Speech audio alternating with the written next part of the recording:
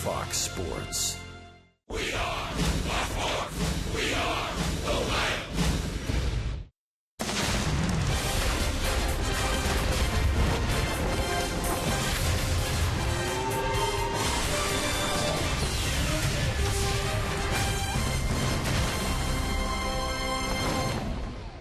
I know you won't believe it, but it's been a rainy day here in the San Francisco area, and why not? The Reds are in town. Wherever the Reds go, the rain follows. It'll be around tonight, but should not interrupt play. Finale of this series, the Reds and the Giants here on Fox Sports Ohio. And hi, and good evening, everyone, on this Wednesday night from San Francisco, California, along with Chris Welsh and Jim Day. I'm Jim Kelch. Welcome to Reds baseball. Tonight, the Reds have an opportunity to win this series after coming from behind and winning last night. And Chris, in the ebb and flow of games, you never know who's going to be the GOAT, who may be the hero. We had that last night late with Todd Frazier. Well, it could be the same guy, and if it is, it certainly is a time for redemption. Todd Frazier did that. He had an earlier error in the ball game last night, tried to make something out of nothing with Aroldis Chapman on the mound. A great diving stab, but he came up and threw a wide of Joey Votto at first base, and that really set it up for the Giants. But he came in later on, a 2-0 count. Sergio Romo on the mound. Baya! Todd Frazier into the night. That gave the Reds a 9-8 lead. And somehow, some way, if you get an opportunity to redeem yourself, and you could do it, it certainly makes you feel good about the way things go on. They talked to him after the ball game last night. And in the 10th, and I'm glad I did, man. Showed a little resilience, team-wise too, and battled his tail off. There's still a big race going on, and we want the same when we start 1-2, and in the years to come. So we got to battle for everybody else. We know we're not in it, but we know we got to play the game as professionals, like you said, and battle, and that's all you can ask for. Energy, emotion, enthusiasm, bring it every day. Well, as we mentioned, this series tied 1-1. The Reds won the series at home against the Cardinals. They have an opportunity to win it here. That would be 2 series wins in a row, and that hasn't happened since the middle of June. All right, we'll take a break. When we come back, we'll take a look at the starting pitchers for tonight's game. Jake Peavy of the Padres, Michael Lorenzen of the Reds.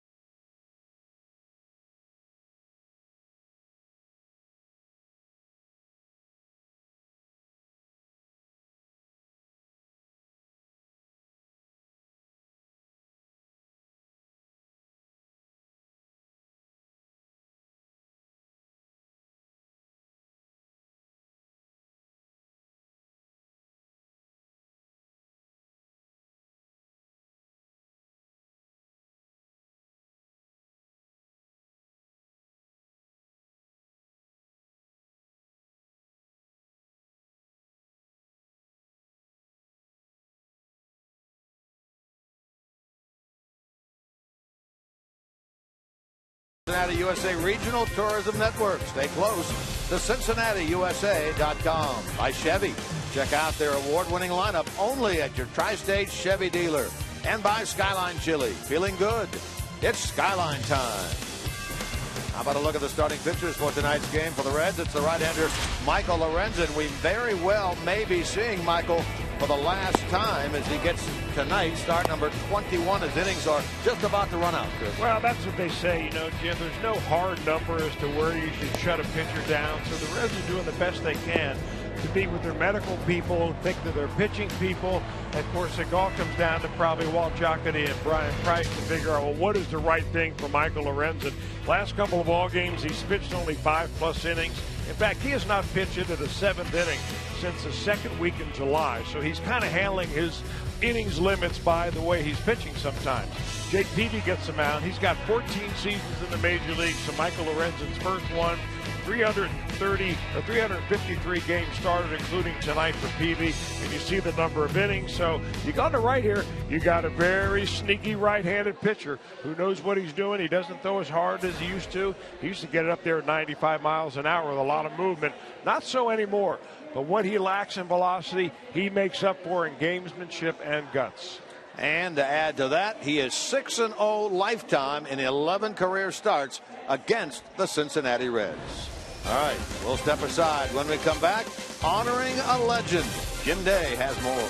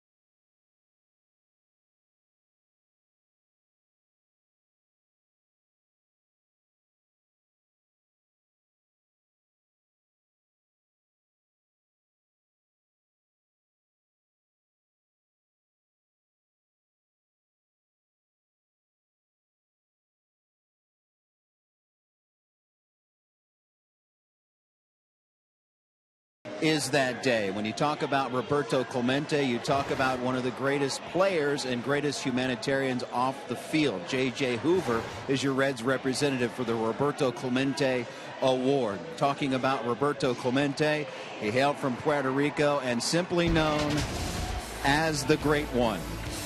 What a career he had.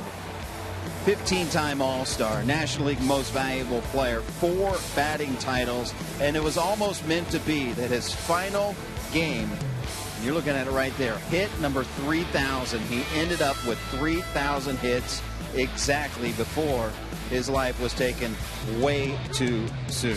December 31st, 1972, he got on an overloaded plane that crashed off the shores of native Puerto Rico.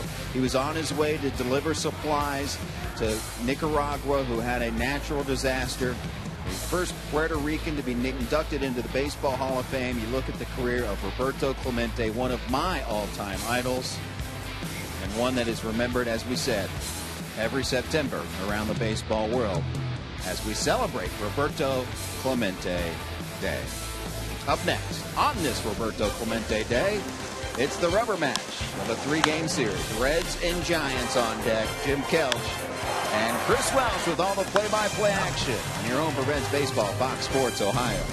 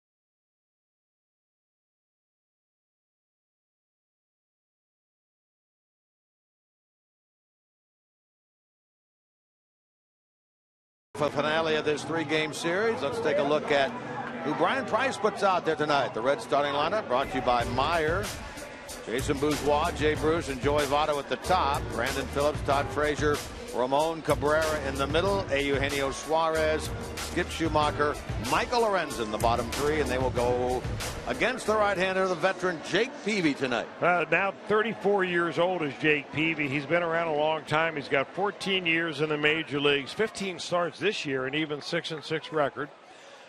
And for all the things that he's had going wrong with him in his career, he is still a guy that championship caliber teams have relied on recently, including the Red Sox a couple of years ago, the Giants last year, to help lead them to the postseason play. He's ready to go. So is Bourgeois. First pitch of the game on the way, and it is in there, a called strike. Game time temperature here at AT&T Park, 66 degrees tonight. Bourgeois to the right side. Tomlinson will throw him out, and that's how this, the 145th game of the year, gets started.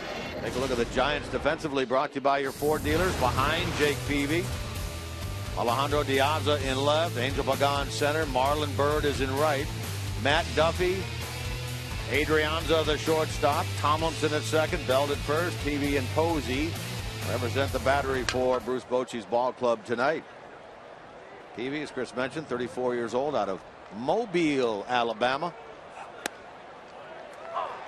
Came up with the Padres years and years ago. In fact, he was the Cy Young Award winner for San Diego back in 2007 when he won 19 games and had a Major League best 2.54 ERA that year. He actually won the pitching Triple Crown that year, and the Triple Crown for pitching, if you don't know, is the most wins, the earned run title, and the most strikeouts. He had 240 strikeouts to go along with those 19 wins. He gets the leadoff man. Now he deals with Bruce, and it's 2 balls and 1 strike. There was a time that Jake Peavy would throw anywhere from 93 to 96 miles an hour. I mean, with movement all over the place. You could not throw a ball straight. You'd think he was left-handed because ball moved around so much. But he's no longer that overpowering pitcher. He throws about 89 and 90, 91 miles an hour as an average now. He relies heavily on his cut fastball. And that's a pitch that'll come in 86, 87 miles an hour. I think Jay Bruce got a taste of that on the last pitch. There it is again. On a 2-2, Bruce goes down swinging. And a cut fastball, if you're not familiar with it, is a pitch that will move into the left-handed hitter just slightly. Peavy's also goes down in the strike zone. It creates an optical illusion for the hitter. It appears like a fastball coming out of his hand, but it has a little bit of sink, a little bit of cut, and that's what gives it his deception. Peavy gets the first 2, deals now with Joey Votto. Jake Peavy 5th among active strikeout leaders behind CC Sabathia, A.J. Burnett, Bartolo Colon, Felix Hernandez. You never know. The Reds may see Bartolo Colon when they get home against that New York Mets ball club. They certainly have faced A.J. Burnett a lot lately.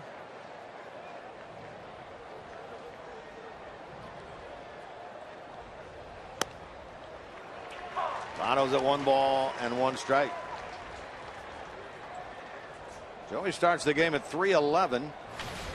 27 home runs, 73 runs batted in. He did not have a hit in last night's game. In fact, he's 0 for 5 in the series, but he still checks in the top 10 in the league in hitting at number 7 at 311. A league that is led by Bryce Harper at 338, Dee Gordon at 331, and then the catcher of the Giants, Buster Posey, checks in at 3rd at 329.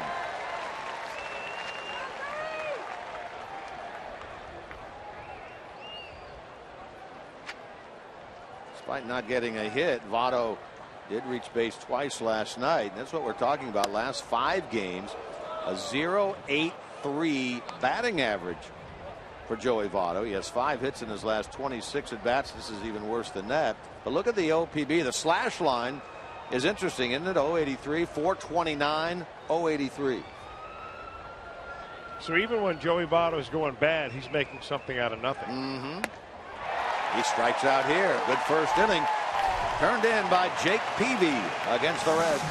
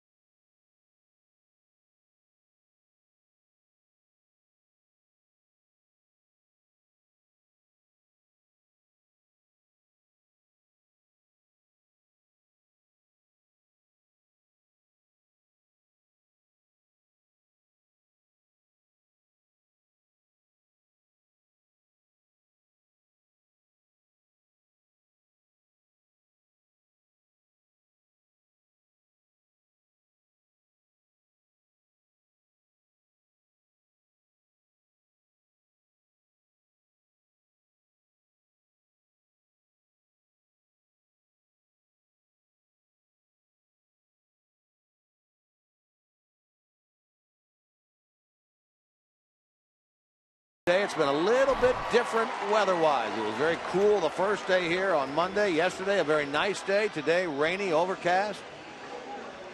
We play on against the Giants here in the bottom of the first. Bruce Bochy, here's what he puts forth for tonight's game in terms of his starting lineup. Angel Pagan, Alejandro Diaz, and Matt Duffy at the top. Buster Posey, Brandon Belt, Marlon Byrd in the middle. Kelby Tomlinson at second base hitting 7th. A-Ray Adrianza 8th, and Jake Peavy 9th. And Michael Lorenzen gets the ball. He's coming off an outing in which he got a no decision, and the Reds win against the Cardinals. He went 5 innings, scattered 10 hits and a walk, and only gave up 2 runs in that ball game. Just about like he did the game before that he got a win at. That was against the Milwaukee Brewers. Yeah, you want to look at positives. His last 2 starts, while not overly long, have been a turn for the better, haven't they? Well, compared to what he was at one time up here, he hit a wall and he was really struggling. They sent him down the minor leagues. He worked a little bit with Teddy Power, came back and has thrown the ball much better. Bourgeois got a nice break on that. Good read on that ball off the bat of Pagan, and handles it for out number 1. Take a look at the Reds' entire defensive alignment, brought to you by your Ford dealers. Schumacher gets the start in left field tonight. Bourgeois in center, Bruce in right. Frazier, Suarez back in there this evening at short. Phillips at second, Votto at first. Lorenzen and Cabrera make up the battery. Ramon Cabrera has caught Lorenzen each of the 3 times that he has started since his return from Louisville. Here's Alejandro Diaz. Started the game here on Monday. Did not start, but had 3 at-bats last night, including a 10th inning double that came against Jumbo Diaz.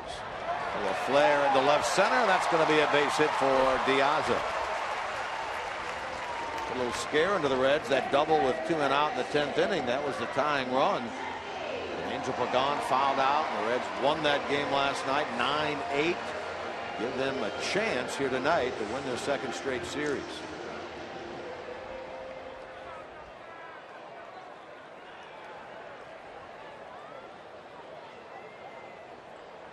Here's Matt Duffy. This guy has been impressive in the 2 games that we have seen him, hasn't he? Well, I like the way he sprays the ball all over the ballpark. He never really seems to overswing, and he's good at the plate. He reminds me of a player that's been around about 4 or 5 years rather than a kid who just got called up from the minor leagues this year. Not blessed with an overabundance of power, but he puts the bat on the ball, and he's come up with some big hits in this series so far. He's 24 years old. We talked about the fact he made the team out of spring training, but was going to be a utility player. They had Casey McGee over at third. Now that tells you something, though, right there, that you would take a 24-year-old and have him make the team as a utility player rather than have him go down to the minor leagues and play every day and get better. I mean, different organizations look at these things entirely different ways. And of course, the Giants have won the World Series 3 of the last 5 years, so they realize the most important thing is getting it done here at the big league level, and that there's certain worth to having guys up here who may not play every day but are still able to figure out what it's like at the major league level, and here because of injuries he gets to play. Given the chance, he has certainly done a good job for them. I mean, there are 2 third basemen really that are going to be battling for the National League Rookie of the Year. He's one. Chris Bryant of the Cubs is the other.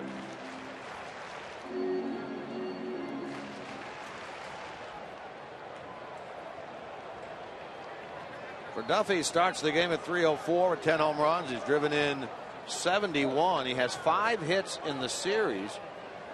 2 Monday, 3 last night.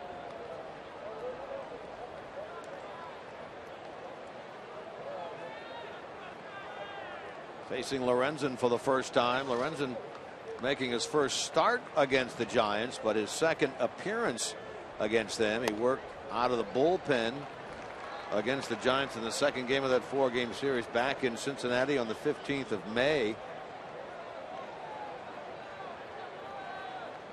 Here's what you're talking about. I like that number over here on the right. When you can spray the ball like that, you really give yourself a much better chance of finding a hole. Piazza running, avoids the double play by San Francisco. Out at first is Duffy as Frazier cut that ball off, and there are 2 out.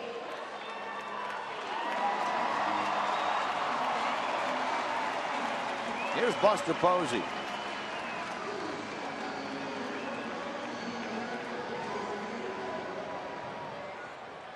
Posey checks in at .329. Told you that's good for 3rd in the league in hitting. Last night 2 for 4, and had that big 3-run blow in the 4th inning against John Lamb that tied the game at 3. He later drove in a run in the 9th inning to give him 89 RBIs.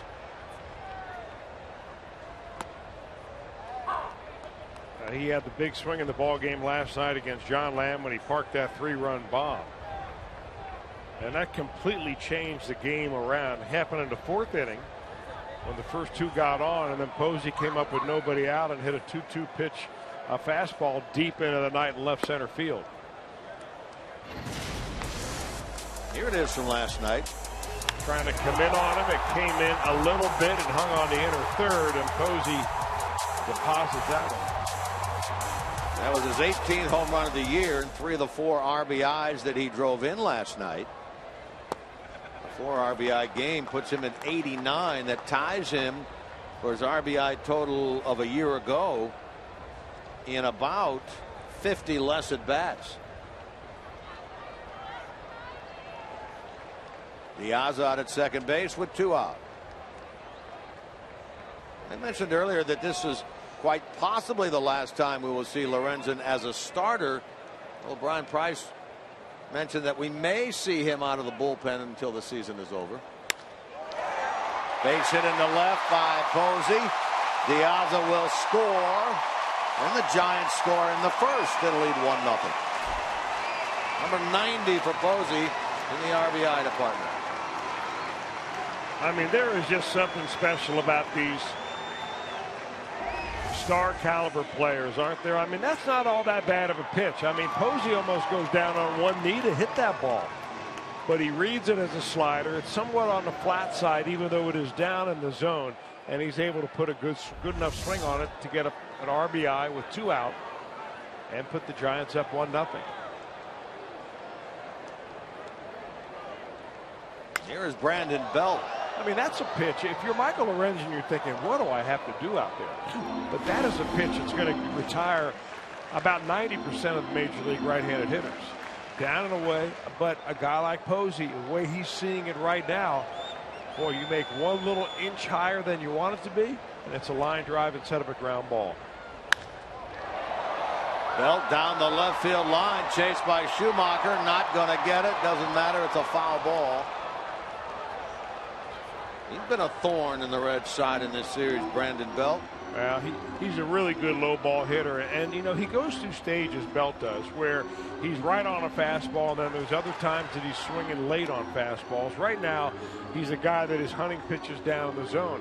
Wherever the Reds have been beaten in this series by Brandon Belt, those pitches have been down around thigh high or below. With Michael Lorenzen's fastball, his four-seamer, and his carry on that, he can run the ball up the ladder a little bit right here and probably get Brandon Belt to swing underneath it.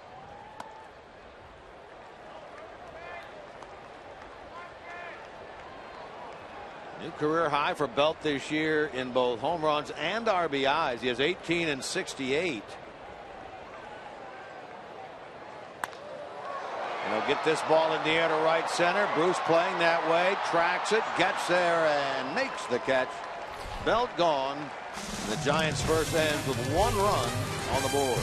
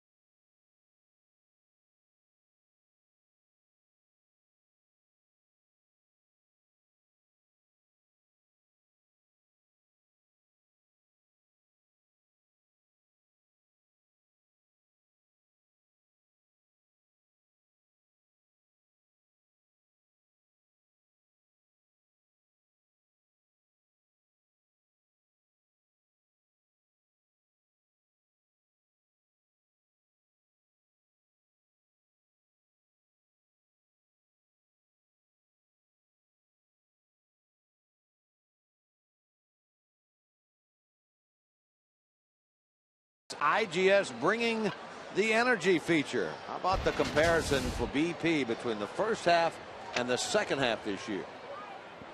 And what's amazing really for Brandon Phillips is that he continues to hit in different parts of the lineup. I mean, he's hitting behind Joey Votto, so he has some chance for runs batted in with those RBI. Votto seemingly on the bases even when he doesn't hit. But Brandon, a complete player, having a complete year. 31 RBIs in the first half, 20 less games in the second half, and 31 RBIs again. Having a very good year. He's having a healthy year, and you can tell it's made a huge difference. You know, I've always remember what Joe Morgan said when he said, all right, we asked him, describe the best kind of baseball player. And he said, I always tried to be a complete player, meaning on both sides of the ball, running the bases, in the clubhouse, everything you possibly can to help your ball club win. Phillips coming up with another hit as he slices this ball into right. His head first slide has him in to second with a leadoff double. That's the tying run for the Reds. Phillips just continues to hit. He gets double number 15, and he represents the tying run. I'm really wondering how good Brandon Phillips' numbers would have been had he figured out this hitting style about 6 or 7 years ago. Because how many times did we see him in the batter's box batting a number 4 spot? He'd take a big hack like he was Adam Dunn in there trying to hit the ball to the moon. And then he would settle down with 2 strikes. But now he seems to be hitting the ball to all fields before he has 2 strikes and is a much more dangerous hitter because of that. Now he leads out at second base to start this second inning for the Reds. Batter now is Frazier. We talked about Todd in the open, Chris, about making the error of the 9th inning that helped the Giants score the 2 that tied the game. But boy, oh boy, he come through in the 10th. That home run crackled off his bat, number 34. Came against Sergio Romo. Gave the Reds the lead. They hung on to win it 9-8 after 2 times having the advantage in the game and 2 times having it slip away. For Todd Frazier, that wasn't the only motivation making that error. I mean, he was drilled and drilled good by Hunter Strickland, who throws a ball about 100 miles an hour right in the back of the arm. And here he gets low bridged again, and he's wondering what the heck's going on. Some people in the Giants dugout last night took a little bit of an offense when Todd Frazier came around third base. They thought that he glanced in the dugout a little bit, maybe too long. We looked on tape, we couldn't find that. But after getting drilled last night and hitting that home run, getting low bridged again, well, draw your own conclusions. You got a fastball up and in under the elbows and then a slider away. I mean, that's just Jake Peavy baseball. Nothing dirty about that. They pitched a whole lot more like that when Jake Peavy first made it to the major leagues than they do now. Peavy came over last year from the Red Sox, the trading deadline to San Francisco with this club when they won the World Series a year ago. In fact, he was with the Red Sox in 13 when they won the World Series, having been traded over from the White Sox to the Red Sox, helped them win the 13 World Series. Traded from the Red Sox to the Giants last year, helped them win the 14 World Series. Well, what he gives you in the clubhouse, I think, is almost as important as what he gives you on the mound. I mean, he has battled a host of injuries. He's had ankle problems, elbow problems, shoulder problems, major shoulder problems. He's had a broken rib a couple of different times. He's had back problems that have sidelined him this year. But he still pitches along, and he's got a deal for next year. Yeah, he by and large missed the first half of this season with the back strain that you're talking about. Made 4 starts before the All-Star break. That was it.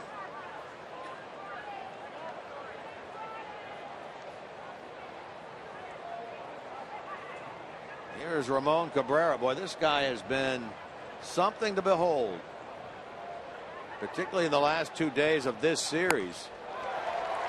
Such a confident hitter up there at the plate.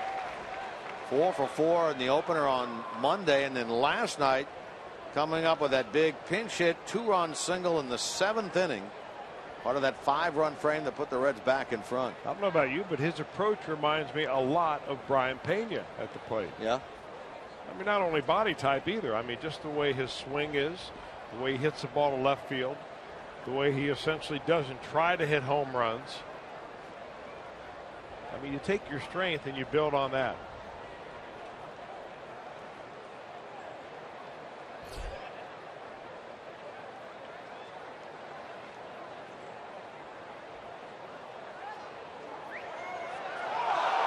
Bad pickoff attempt by Peavy, who wasn't going to throw, then stepped off and did. That'll be an E1, and that'll send Phillips over to third. You know, sometimes you get so into the game, and Jake Peavy's a guy that we're going to get a close-up of him from time to time, talking to himself, pumping himself up. Sometimes he thinks he can do more than he really can. He does a lot of things wrong on that. Number one, he throws the ball. Number two, he turns the wrong way before he throws the ball. And now he's moved a runner 90 feet away. This changes the at-bat now entirely. Infield plays in. Cabrera's fly ball could tie the ball game.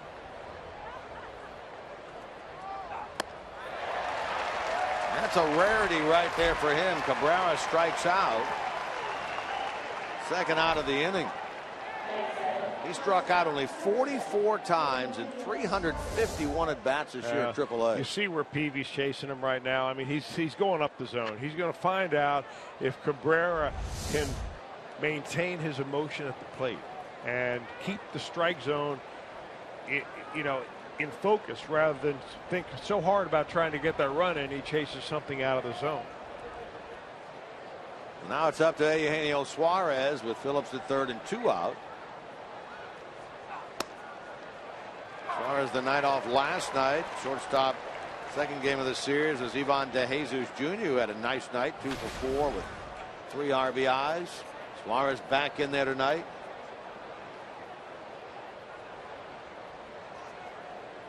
One hit, 4 at bats on Monday.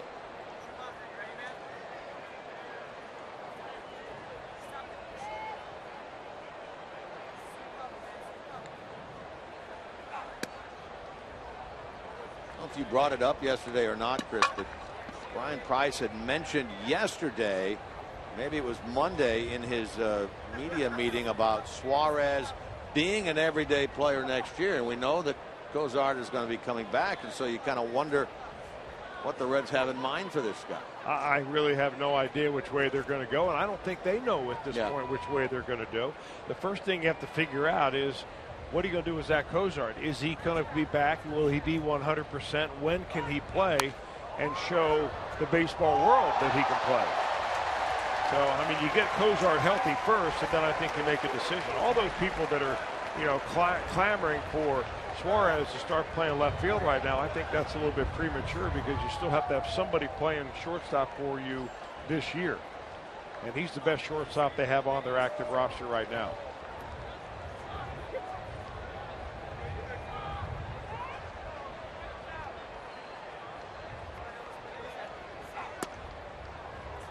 Suarez's standpoint, he has said, hey, I just want to be in the big leagues. If I have to play the outfield, so be it. But I want to play and play in the big leagues. Can't blame him for that. Well, I mean, what is he, 23 years old, 24 years old?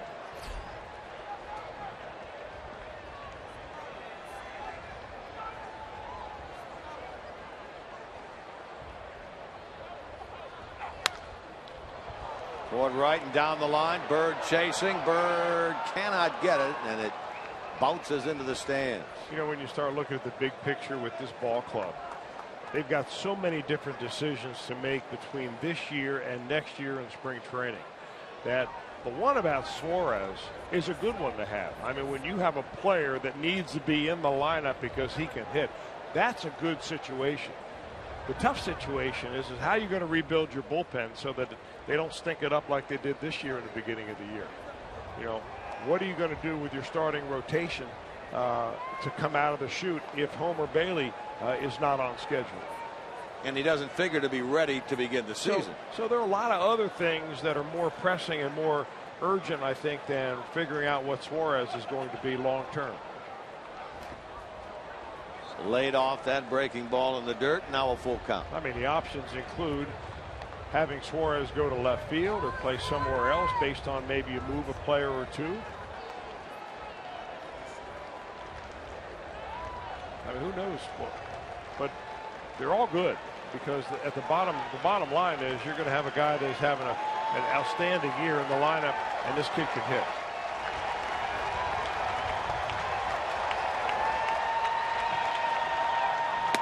Struck him out. Fourth strikeout for Peavy. Reds leave the tying run at third.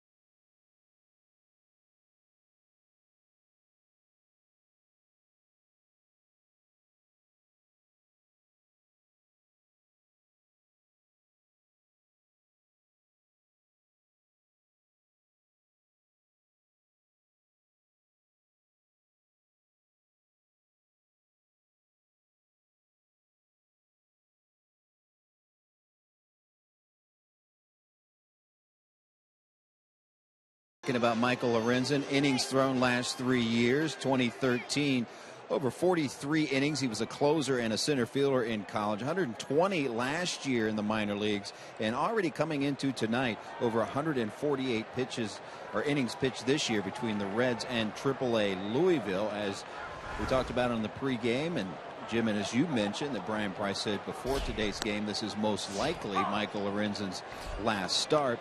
And there also is a shakeup in the rotation as well, and it involves innings pitched.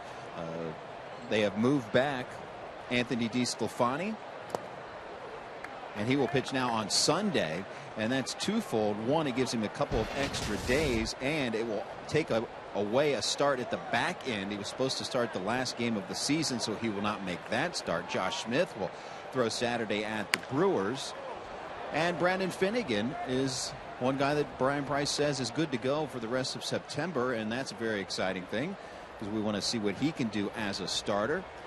And one guy that we talked about on the pregame show that's not on there is Raisel Iglesias, dealing with the shoulder issue. His status is up in the air. One thing is for sure, they need to stay healthy with the guys they do have. Otherwise, they will be in quite the pickle. Yeah, and Jim, when we were down there today and Brian was talking about Lorenzen, he said, but I need him to pitch through the month of September, so we'll probably see him here and there. Down the right field line off the bat of Marlon Byrd. He's going to get a pair out of that. A leadoff double here in the bottom of the second.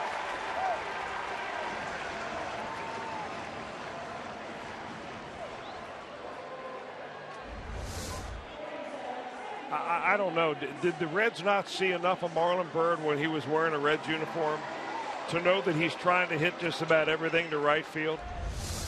I mean, in this series, they're pitching him away, and he keeps going away. All the damage he has done has been to right field here, and they haven't one time come inside or come up and in on Marlon Byrd at all. I can understand if the guy just got traded over here from Japan, but he was wearing their own uniform here for the first 4 months of the season. Well, he's breathed new life into his season coming over here. He's hitting right near the 300 mark in 3.5 weeks since the trade, coming over here to the San Francisco Giants, almost averaging an RBI a game while he has been over here, and particularly he's hit well when he's played the games here at AT&T.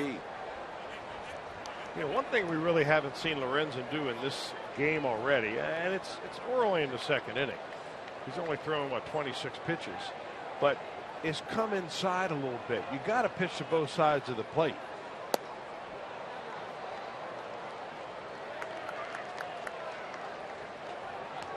And that goes for pitchers that throw, 98 miles an hour, and goes for pitchers that throw 88 miles an hour.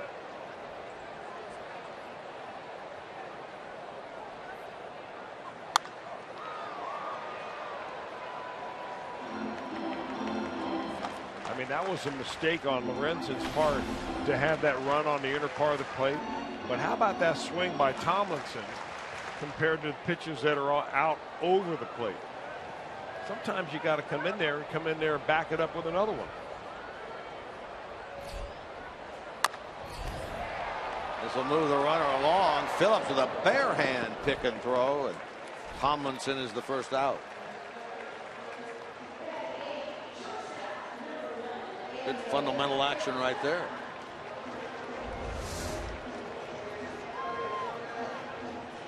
Brandon, I don't think he probably could have done it with his glove hand, but watch him. He watches his ball right into the hand right there. I don't recommend that play if you're, an 8th grader trying to make the junior high team next year. But Brandon Phillips practices that stuff. Yeah. Reds bring their infield in now with 1 out. A-Ray Adrianza, the number 8 hitter, switch hitting shortstop, has a chance to add to the Giants' lead.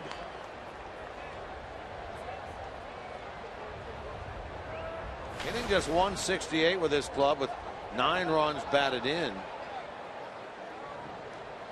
Hitless in 6 ABs, but does have an RBI in this series.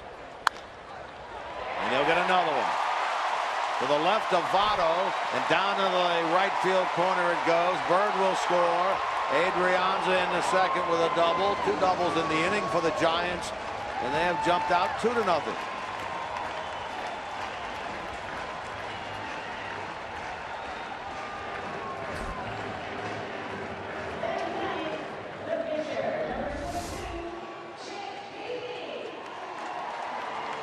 Well, I'll tell you what, those pitches that float back over to essentially the middle of the plate, they're going to get hit hard. That's a line hugger all the way to the corner at the 309 mark. Here's Jake Peavy. Peavy no slouch himself up there. He has 6 hits this year. Couple of doubles, couple of runs batted in.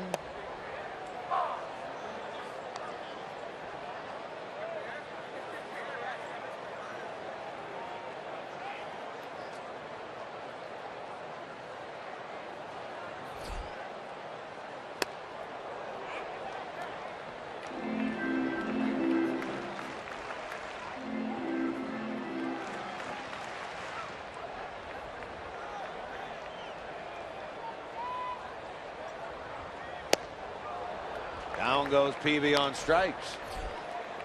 First strikeout for Lorenzen, second out of the inning. Now we'll deal with Angel Pagan, who hit the ball hard but out right at Bourgeois to get the Giants' first inning started out in center. Just a reminder, as you enjoy tonight's game, the wrap up of this series, the Reds and the Giants, we'll pass along a little bit later on our Miller Time moment of the game, brought to you by Miller Lite. Here's Pagan, brings a 5-game hitting streak into this one.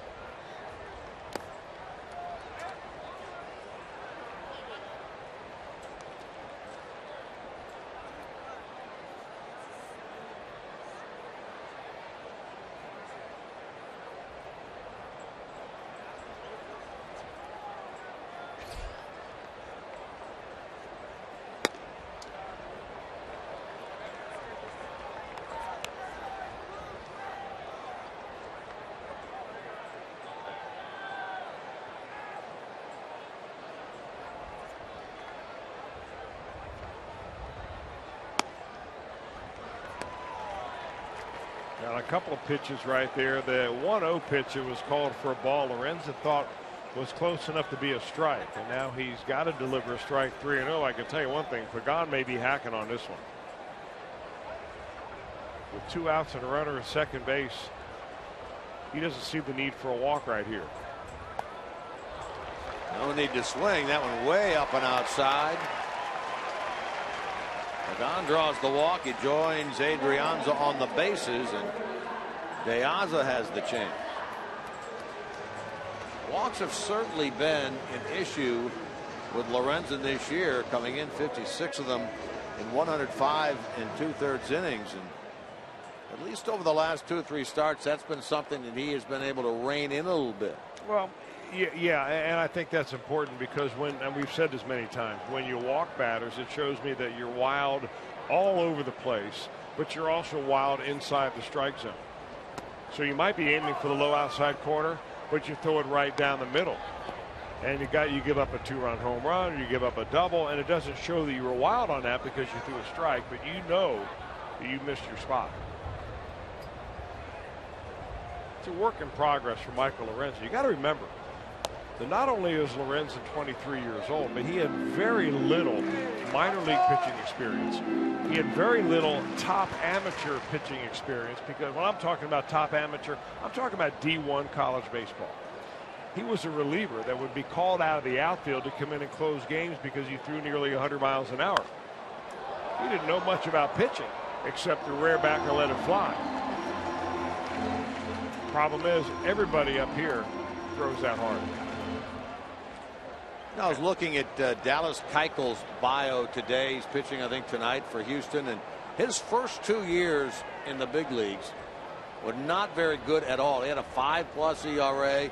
2 years ago, he started to turn it around. This year, he may very well win the American League Cy Young. So there is hope for these guys.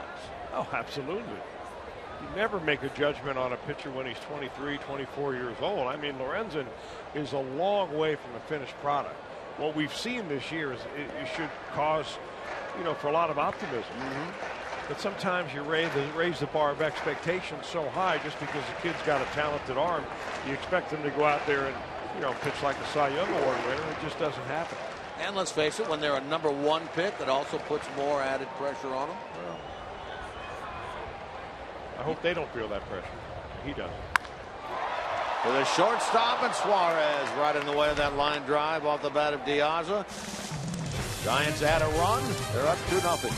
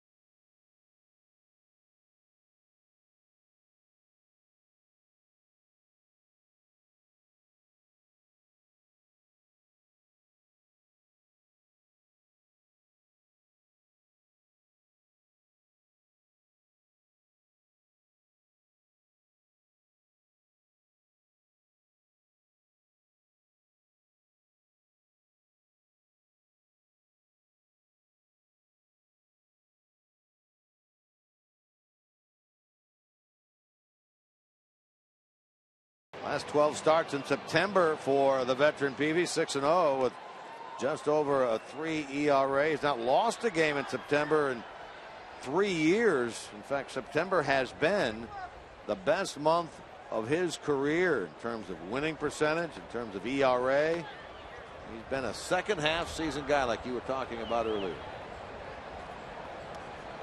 27-12 with a sub-3 in the month of September. He gets Skip Schumacher to lead things off here in inning number 3.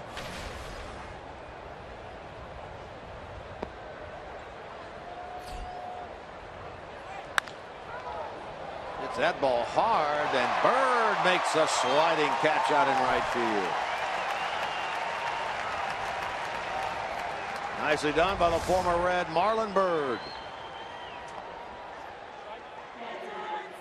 Now, that was one of the questions of the Giants had when they acquired Marlon Bird, as to whether he can play left field or whether he can play right field. He played left field almost entirely the last few years, and of course with the Reds this year, but he's been the opening day center fielder for several different ball clubs, including the Phillies and the Cubs in his previous years, and he's a good enough athlete to play just about anywhere out there.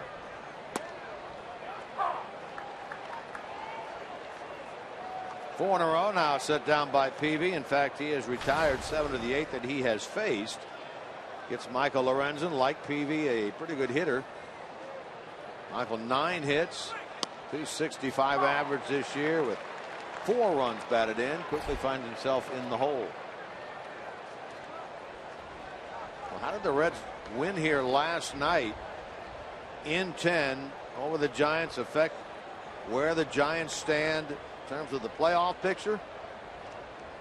The Dodgers, you know, they went that long extra inning game. Ultimately, a home run by Nolan Arenado of the Rockies against the former Red Matt Latos did them in.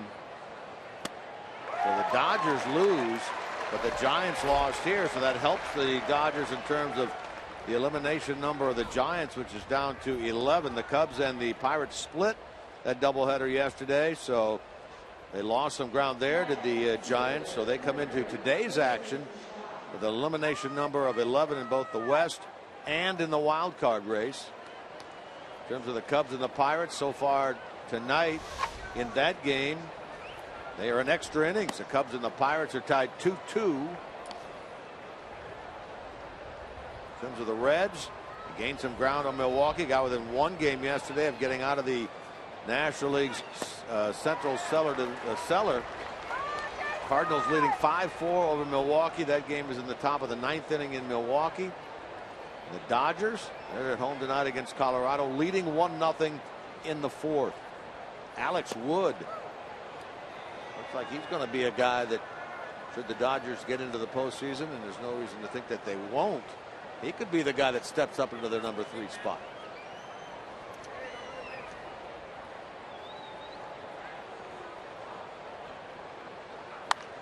Well, in that long game they had last night with the Colorado Rockies, what did he go, 15 or 16 innings? Yeah. It was Matt Latos that came in and pitched 1 inning, gave up a home run to Nolan Arenado to ended up being the deciding factor in that game.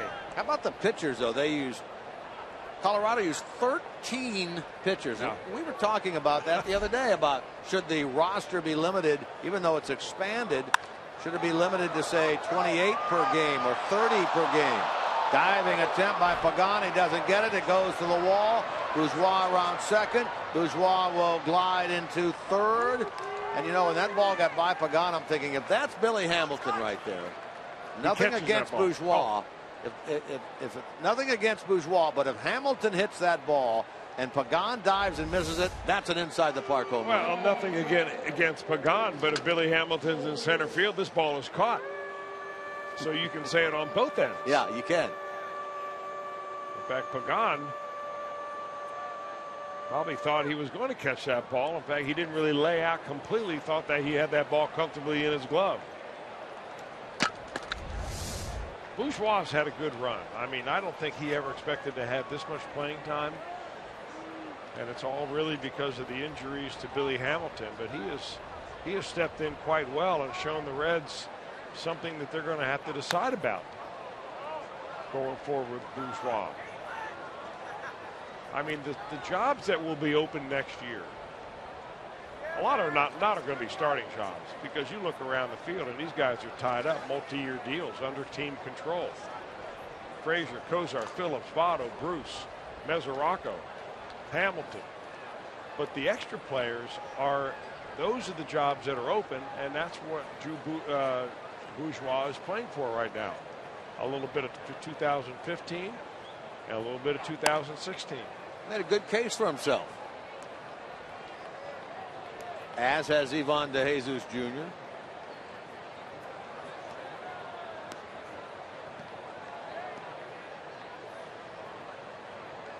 Bruce struck out his first time, trying to get the Reds on the board here. He connects on one like he did the other night. This game will be tied.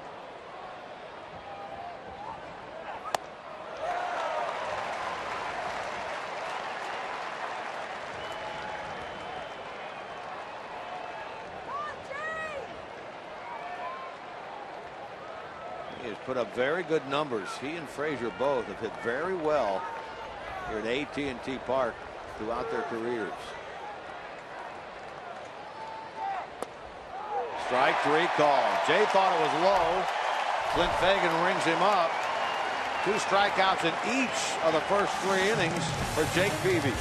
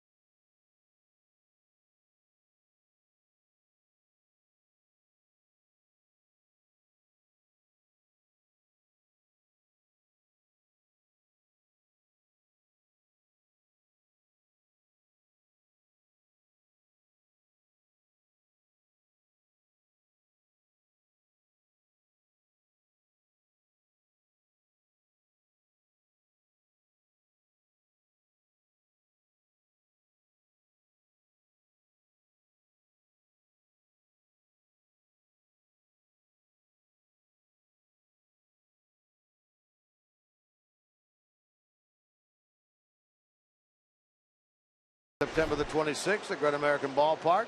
Arrive early, be one of the first 25,000 fans to receive a commemorative All-Star Game figurine presented by your Tri-State Chevy dealers.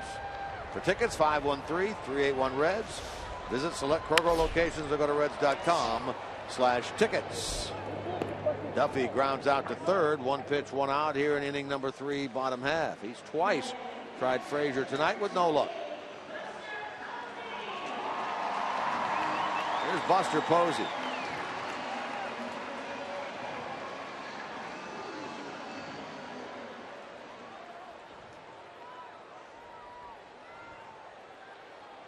Talked when we got here on Monday about the fact that the Reds have played pretty well out here. They swept the Giants in the series out here last year 4-0. 2 years ago they won 3 out of 4 here. They can win tonight. They'd win 3 consecutive series in San Francisco against the Giants. That's pretty good, considering this team has won 3 World Series in the last 5 years.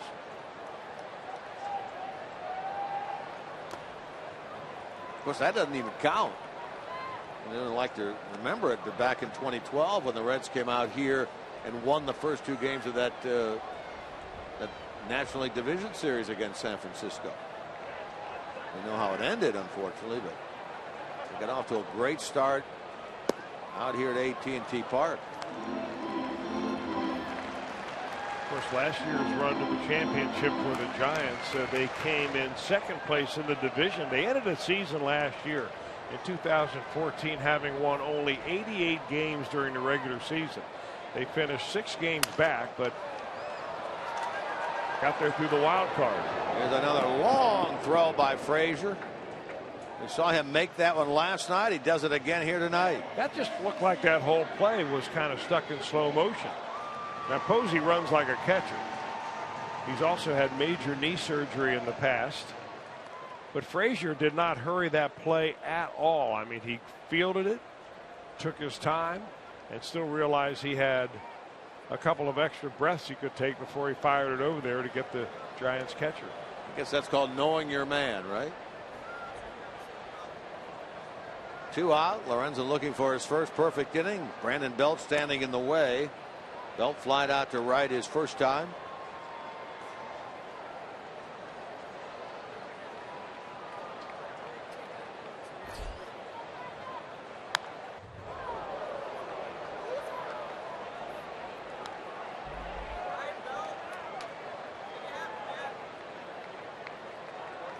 Belt trying to extend a hitting streak, sitting at 7.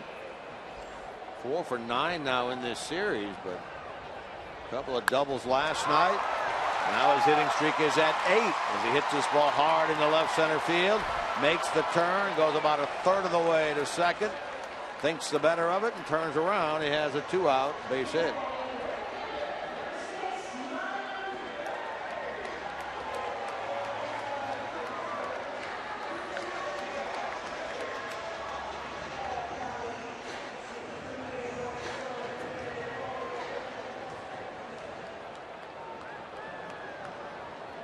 We're talking about playoff teams and who may get in, who may not get in. What about this run lately of the Texas Rangers? They win today 14-3 over Houston. They now lead the Astros by a game and a half. And if you're the Astros right now, you're kicking yourself. You've given up the division lead, and now you've got the Minnesota Twins started the day just a game and a half behind you for the second wild card spot. Deep into right center by Bird. Bruce looks up, can't get it. That's off the base of the wall. Belt's going to score. Bird hustling into third. In there with a slide. 3-0 Giants. 5th triple of the year from Marlon Bird. He had 3 of them with the Reds. He has 2 of them out here.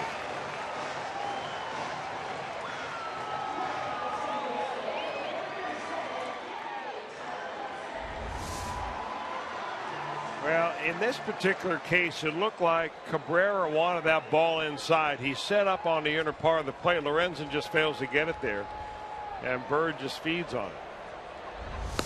All of his damage in this series has really been done going the other way. And if you make mistakes out over the plate, you're just setting yourself up to backing up third. Bird had an RBI double on Monday night. Did not have a hit in the game last night, but was on base twice, and now a double and a triple, both, as you say, to the right side here in this game.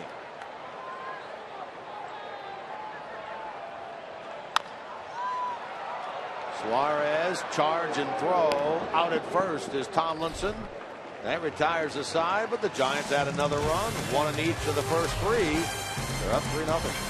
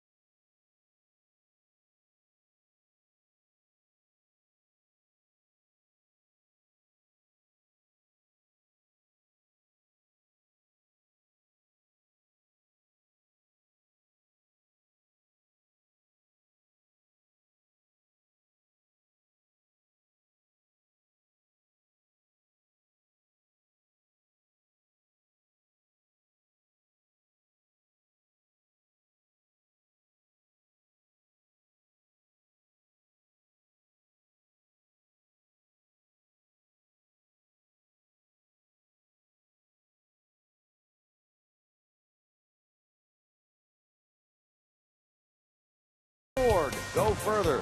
By Meyer. Find more for a healthier you at Meyer. And by Cincinnati Children's, ranking 3rd in the country on U.S. News and World Report's Best Children's Hospital. That's a beautiful look at the ballpark. High above AT&T Park here in San Francisco. Next to the bay. Next to McCovey Cove. We saw a foul ball go in there on Monday night. Haven't seen anything else go out there. I imagine there's some kayaks out there again tonight, though, wouldn't you think? There was not only a kayak, I thought something that looked like a UFO on the water that they showed on the big screen here at the AT&T scoreboard. Towards center by Votto and handled by Pagan. So Joey 0 for 2 in this game and now 0 for 7 in the series. Looked like something out of Star Wars, didn't it? It really did. Not to be confused with Star Trek, Star Wars.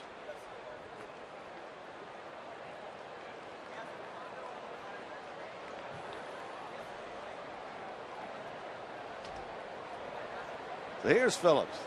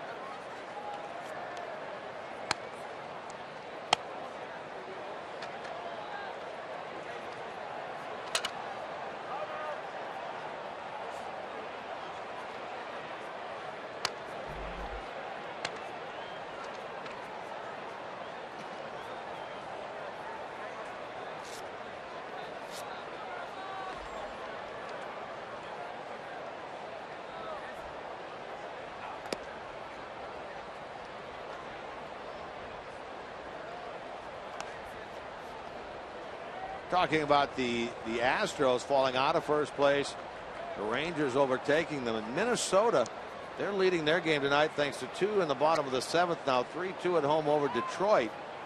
They could be just 1/2 game out of the second wild card spot, currently occupied by Houston. I mean, that Astros team has been in first place most of the year. Wouldn't that be some sort of blow to them? Well, it's a challenge to them right now. There's no question. You know, when you're in first place, you think you got everybody gunning for you. Now it's their turn, you know, to try to get back into that division race. They're in good shape right now, I guess if you call it that. 1 game ahead of the Minnesota Twins, but the Twins have come out of nowhere to make themselves a real viable candidate for that wild card spot. We saw the Cleveland Indians on that list, and we mentioned them only because, well, 2 reasons. 1, the Reds share the spring training complex with them, so you follow them a little bit. But 2, I think it was Sports Illustrated who picked them to win the World Series this year in spring training. Remember that?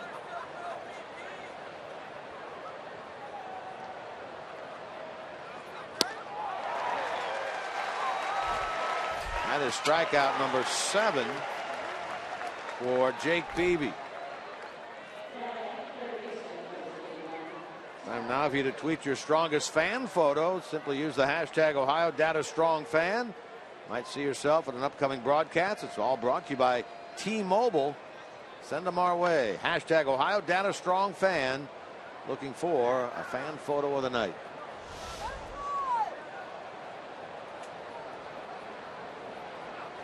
Season high in strikeouts for Peavy. He fanned 8 Braves back on the 4th of August in an 8-3 win. He has struck out 7 Reds here tonight. Cincinnati batting in the 4th.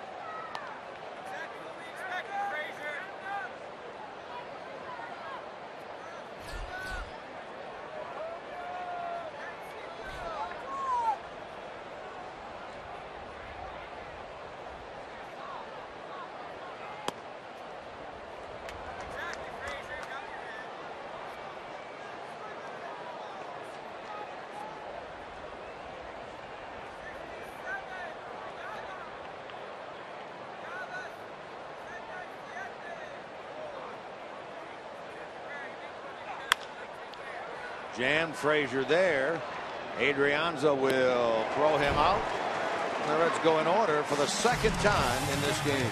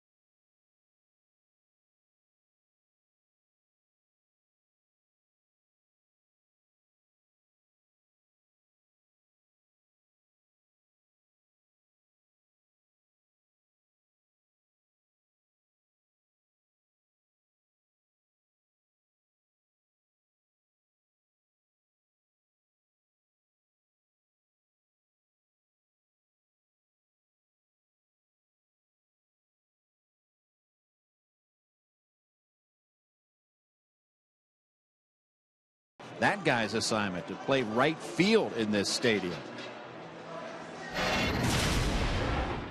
It's tough. It really is tough. You know, you feel a little bit lost out there from time to time just because, you know, you can turn to your, you know, right and run feels like 150 yards, you know, to the wall, but then, you know, right behind you, it's a pretty short wall, but it's brick, and there's, you know, a lot of different fence, brick, pad. I mean, so you just have to do your best to try and, you know, kind of be comfortable with it during BP and get your bearings a little bit when you're out there, but otherwise just kind of trust your instincts and just play ball. You've got that wind blowing off the bay, and as you said, you've got the brick out there, you've got the nooks and crannies. It is certainly perhaps the most challenging right field in all of baseball, and Jay Bruce, one of the best at manning it out there, and he's already had some balls over the wall and had some balls in this series go right into that gap. 365. All right, thank you, Jim Day. New pitcher on for the Reds. This is Colin Ballister. So Michael Lorenzen's 21st and presumably last start of the year. Ends up going only 3 innings. Yeah, I don't know if it's going to be his last start or not. I mean, maybe the idea is to stretch him out throughout the entire month of September rather than, you know, get to an exact innings number. I hope so anyway, because I know that there's a lot of medical evidence nowadays, or at least, you know, speculation that it has some medical background that talks about the number of innings young pitchers should pitch and all. But if you start looking at innings pitched of young pitchers who have now become Hall of Famers, like Greg Maddux or John Smoltz, and you start looking at their innings pitched numbers in the minor leagues and then when they make the major leagues at a very young age, none of these guys were shut down in 150 innings. And Smoltz eventually did have Tommy John surgery. He had it, I think, after he had already about 12 years in the major leagues. Maddux never did have much of a sore arm. He didn't miss very many starts at all. I mean, he came right out of high school and pitched a lot. Hammered by Peavy and out of the ballpark. The 9th, how about it? The 9th home run by a Giants pitcher this year. Makes it 4-0. For Jake Peavy, his 3rd career home run, his first since way back in '06 when he had his other 2 with the Padres. And he says, well, heck, if Bumgarner can do it, if Leake can do it, I can do it as well.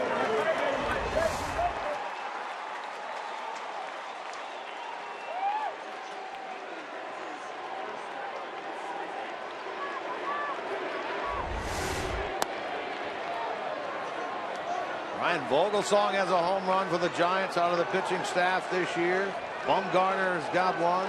Tim Hudson has one. Leake. Now Peavy.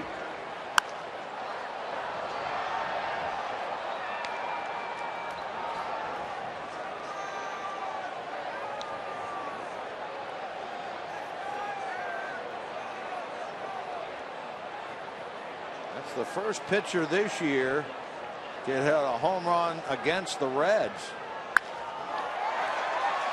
That's a solid base hit into center now. Off the bat of Pagan.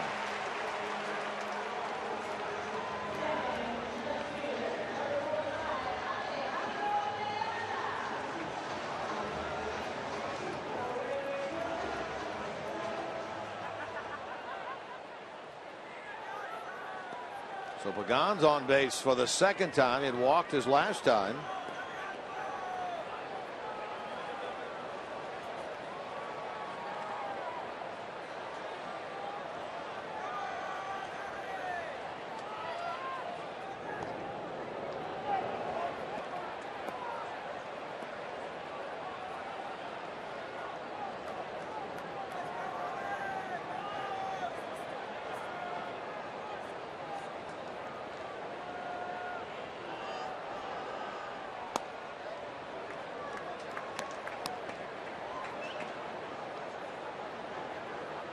You know, with the innings limit on the pitchers that the Reds have now, you're going to see this type of a ball game where a starter's going to go 3 or 4 innings. You're going to bring a middle reliever in. So if you're a guy like Colin Ballister or Pedro Villarreal or any of the other middle relievers that are down there right now, this is your opportunity to pitch in the major leagues. And believe me, you look all around the major leagues, this is not happening in a lot of other ball clubs right now. This is the only ball club right now that is having open auditions for 2016. So every time you wind up and take a pitch, you know, you're making a statement for yourself. Hopefully. And it doesn't matter if it's a 4-0 ball game or if you're being beaten 14-0. Because the wake-up call comes when you find yourself being DFA'd or you get the pink slip. And if you don't start getting guys out, you find out that that does come along. Well, here we are after tonight, 17 games remaining. So you're talking about 2.5 weeks from now, it will be for the Reds the off season. Yeah. Things will start to happen. And those will start to being decided who gets invited to spring training, who gets to stay on the 40-man roster, who gets extended or gets a contract for next year.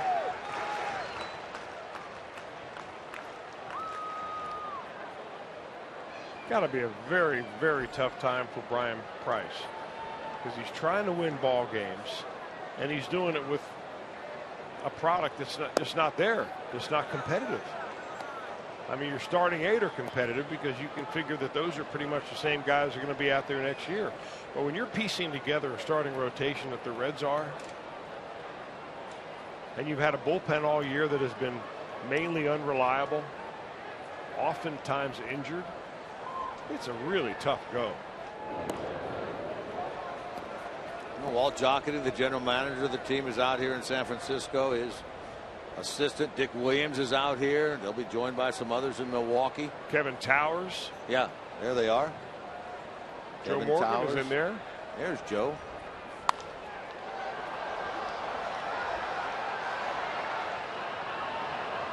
Frazier got over there and couldn't quite get it. What an effort, though, by Todd. He comes up showing the ball to the third base umpire, though. I like that.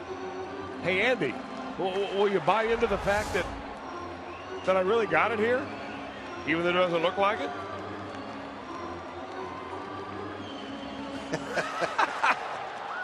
I love it.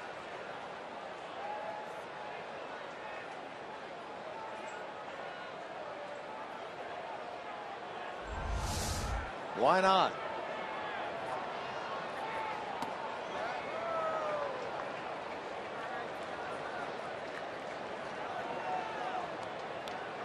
Ballister retired Adrianza to start the inning on a ground ball. Then the Peavy home run, the 9th home run by a Giants pitcher this year. Base hit into left center by Pagan. Now it's Diaz with Duffy on deck. There goes Pagan. Ball 4. You know, we got a second. We keep talking about these innings limits, and maybe I don't know what the reason why Michael Lorenzen was taken out of the ball game. But I mean, just for grins, you know, you look up some old pitchers, and I looked up Greg Maddux, and here he was drafted in 1984. He was 18 years old. His first year that he played in 1984, presumably he pitched high school baseball enough to be drafted, right? He threw 85 innings in the minor leagues. The next year, plus whatever he pitched in high school. The next year, he's 19 years old. He goes to A-ball. He pitches 186 innings. That was in Peoria, right? In Peoria. In 1986, he's 20, and he pitches 192 innings. His second full year of minor league baseball. So his first year he gets to the major leagues, he's 21 years old. Excuse me, he doesn't only pitch 192 in the minor leagues, he also goes to the majors and pitches 31 innings. He's over 200 innings as a 19-year-old. And a year later, he's throwing 250 innings in the major leagues. So, you know, I don't know what's right and what's wrong. And I don't think there's anybody out there that can honestly look you in the eye and tell you this is exactly how many innings a young pitcher should pitch. I think it varies so much by the style of pitcher that he is, his body type, how many innings he has put on during as an amateur.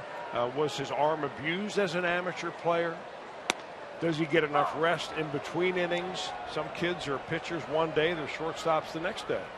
It's a very difficult thing to get your arms around.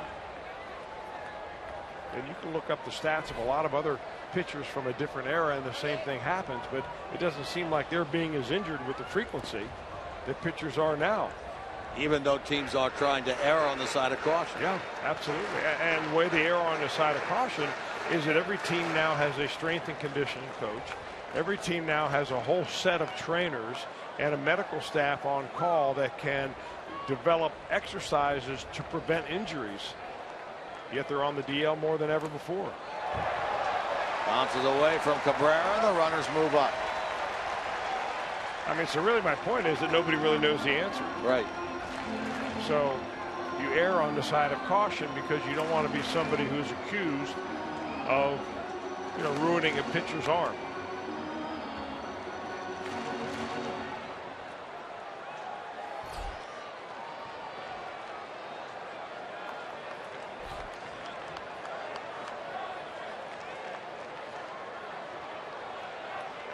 That wild pitch by Ballister puts them to second and third, moves the Reds infield in. Check swing on that one and a strike. So having gone around was Matt Duffy. That's a strikeout. That's the second out of the inning.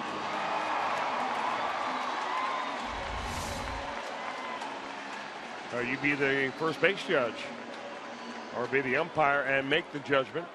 Duffy's convinced he did not go. Saw the Reds there get Cabrera up from behind the plate. Throw on to Votto at first. You could see from that side view that the ball bounced short hop into the glove of Cabrera. So. That could have been just an act by Duffy, knowing that he probably went. He was just running down there. Maybe third baseman here tonight are doing their best to win an Academy Award. Frazier trying to show that he caught that pop-up when he didn't in the stands, and Duffy trying to fake his way to first base.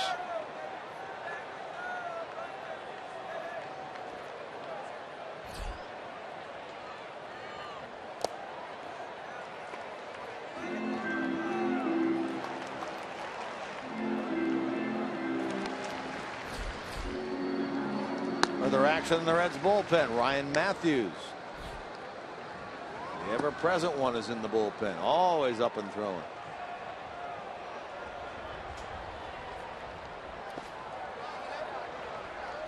Throwing one now to Buster Posey.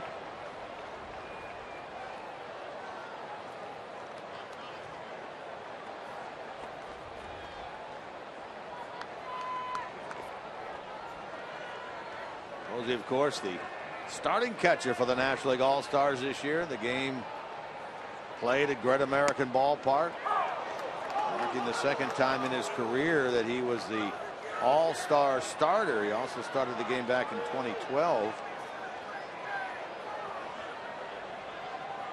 Rookie of the year, MVP in his career.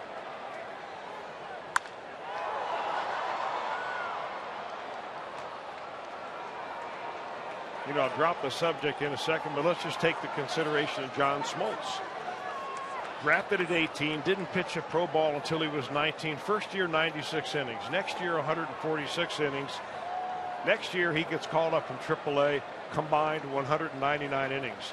He at that time was 21 years old. So you make a good point. There's no question about it. I'm not saying that the one is right or wrong. I'm saying it's a very curvy, swervy road to try to negotiate.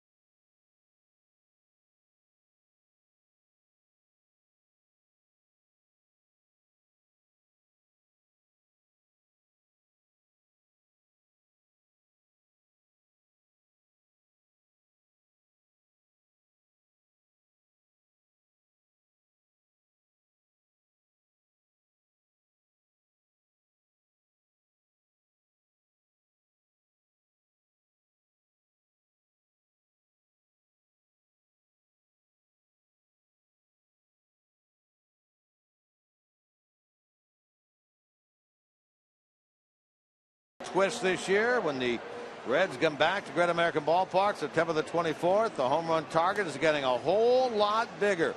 Instead of a Reds player having to hit the Toyota hit and win sign, the first Reds player, get this now, the first Reds player to hit a home run into the sun or moon deck will win the new Tundra for the fan chosen for that game.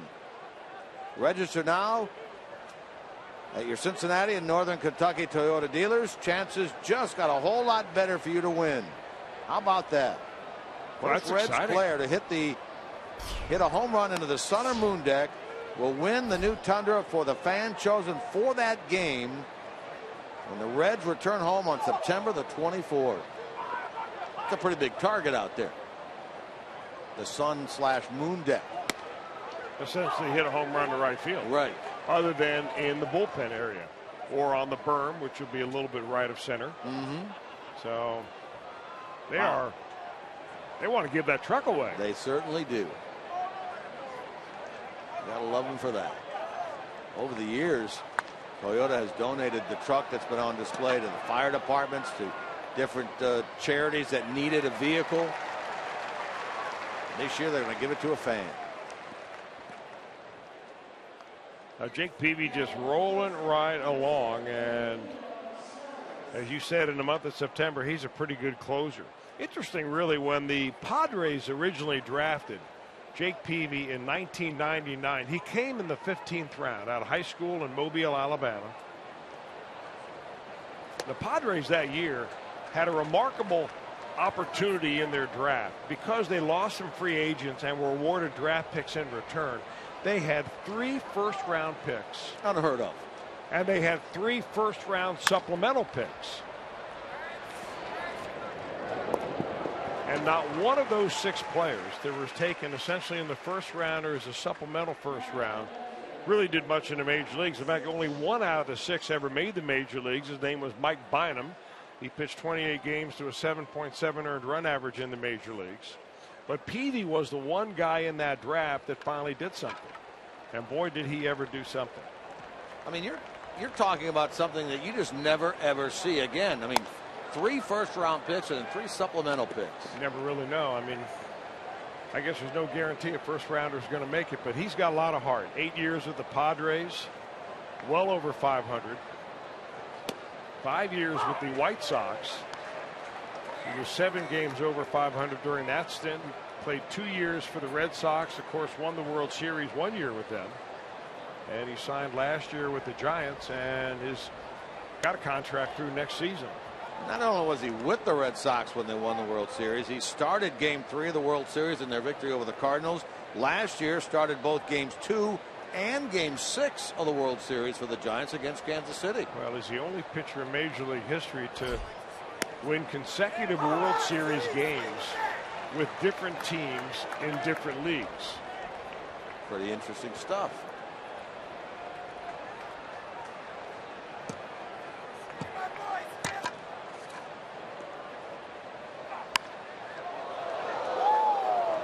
And he's quite a collector of unusual vehicles. And Jim Day will report on that, I'm sure, pretty soon. I mean, he has done some serious investigative work, Jim Day has. Doesn't he always? Digging deep into Jake Peavy's past and present.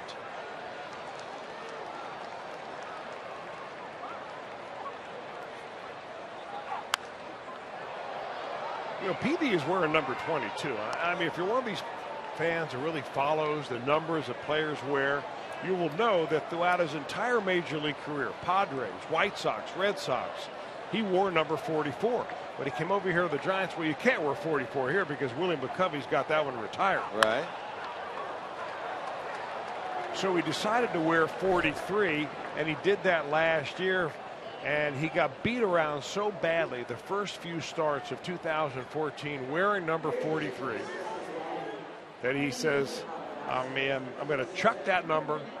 I'm going to put on number 22, change it for luck, and it changed the season around. How about that?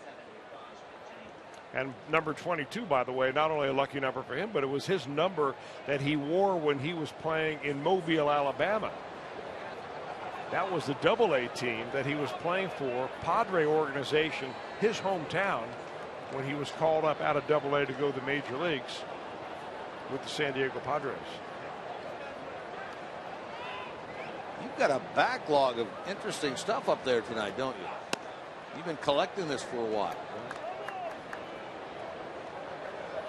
When your pitcher's out after 3 innings and their guy's still pitching into the 5th, a shutout, better know something about him. You got it rolling. Schumacher a base hit for the Reds. Brennan Bosch batting here for Ballister. This is going to end the inning as Belt makes the play. 5 shutout innings with the work thus far to Jake Peavy.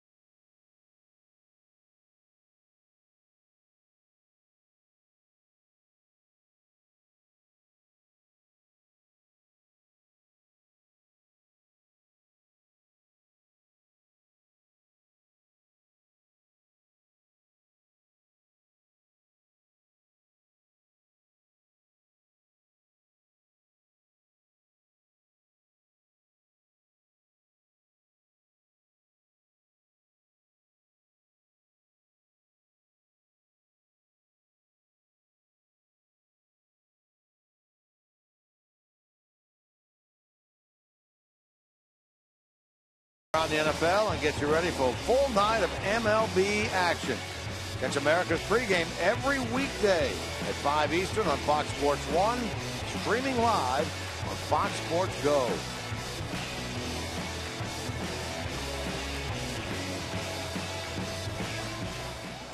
Third pitcher of the game on for the Reds. This is Ryan Matthews.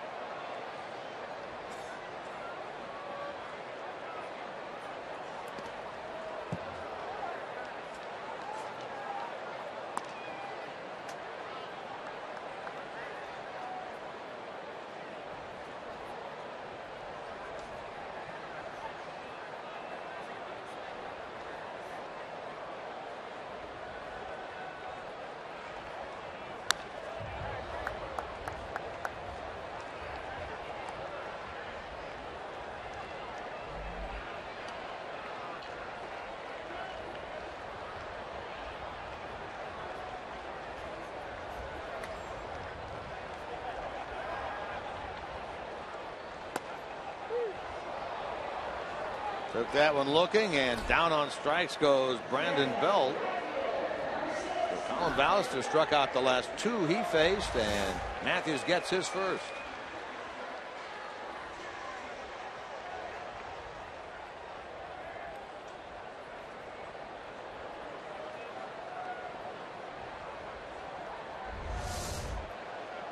That'll bring to the plate Marlon Byrd.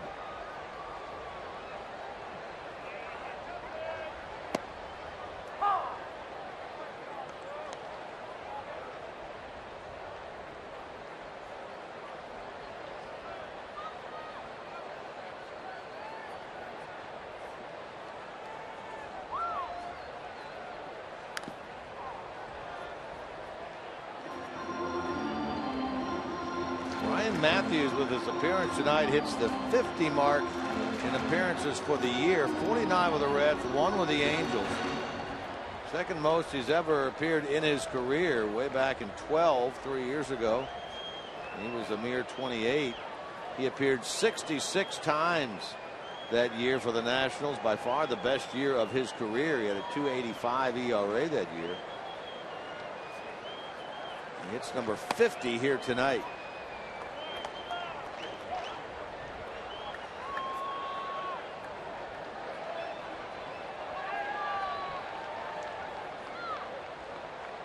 Giants have scored in each of the first 4 innings of this game. Byrd responsible twice. He doubled and scored in the second, tripled homer run in the third. Bats here in the 5th. Giants off tomorrow. Reds play on Friday in Milwaukee. They're also off tomorrow. And the Arizona Diamondbacks come in here to take on the Giants. That's the end of the 3-team homestand for them. They swept the Padres. 1-1 in this series against the Reds. Have Arizona here. Then they go out for their final road trip. They'll go to San Diego for 3, to Oakland for 3. And then when they come back on the 28th of September, they're hoping they're still in things. They have a 4-game series against the Dodgers. Of course, the big question will be, will it be for anything in terms of the Giants? Well, they need some help. There's no question about it. The Giants do, and some of the help that they need are the Reds playing great baseball and winning games against the teams in the Central Division that are right now ahead of them in the wild card chase. And they still have games left with the Cubs and the Pirates. Byrd hammers still another ball to right center field, but this one is run down by Jay Bruce. He was cheating that way, got a good jump on the ball, hauled it in. Boy, he did. That ball was really scalded by Marlon Byrd. He was playing a few steps deeper that time, Bruce was. And that's a nice play. Looked like that ball kind of rolled free for a second here. Yeah, covered it with his body, but that thing looked like it got a little bit loose. Base hit up the middle by Tomlinson. So the Giants still have not gone down in order in this game.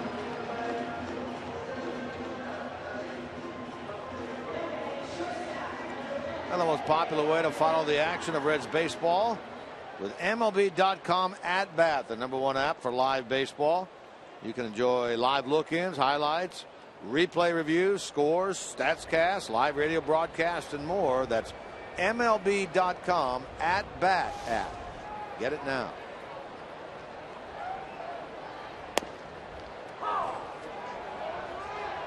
A-Ray Adrianza. A snippet online today talking about the Giants shortstop position. Brandon Crawford said, "I'll be ready. I think I'm ready to go again, but with a day off tomorrow, I'll get him today and tomorrow." And it's, I guess, a possibility that Brandon Crawford could be back in there at shortstop come Friday against the Diamondbacks here. Adrianza retired. For the first inning, the Giants don't score.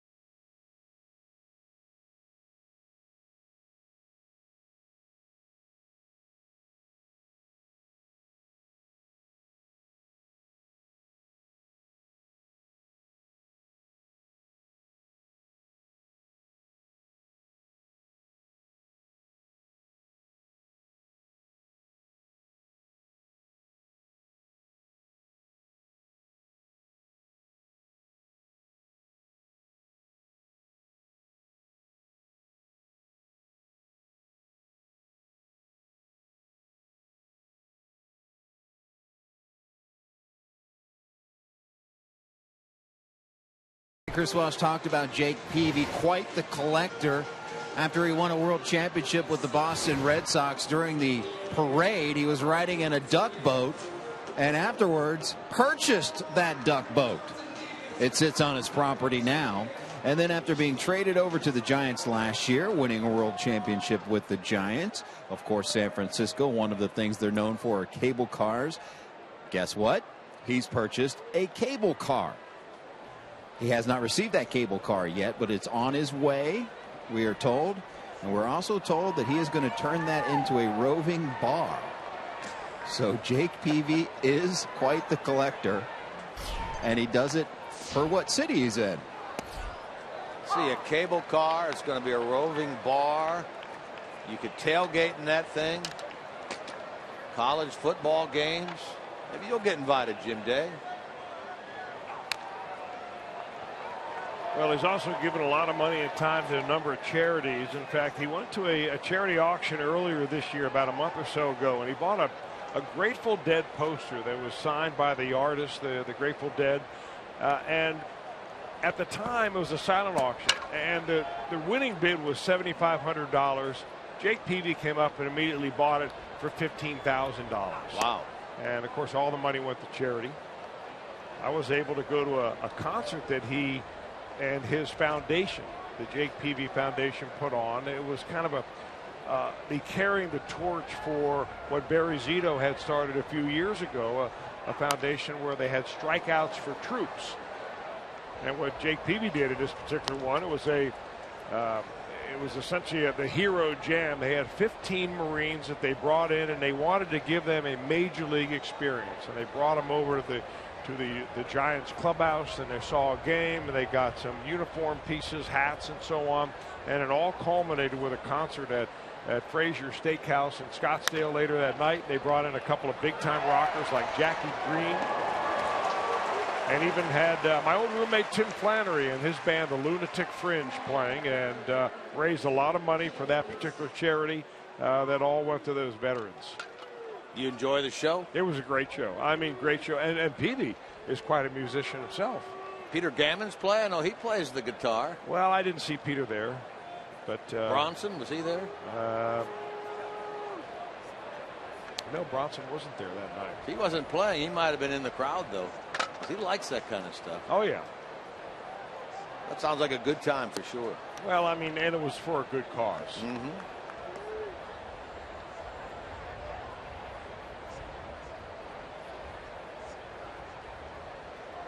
Bruce bats with one out here in the 6th inning. Reds on the short end of a 4-0 score. They've managed 3 hits thus far, though 2 of them have been extra base hits. The double by Phillips that started the 2nd. The triple by Bourgeois with 2 out in the 3rd.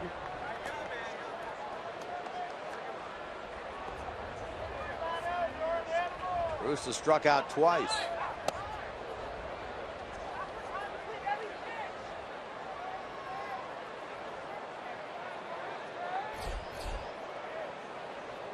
Votto waiting on deck.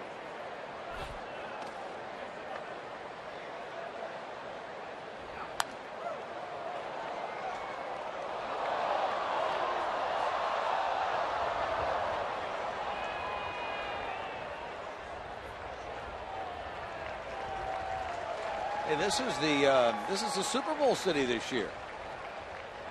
Super Bowl number 50 going to be played out here at Levi's Stadium. Had a chance to drive by that the other day. It is a massive structure. How far out of town is it? It's about 40 minutes out of town with reasonable traffic, which doesn't happen very often. Mm-hmm.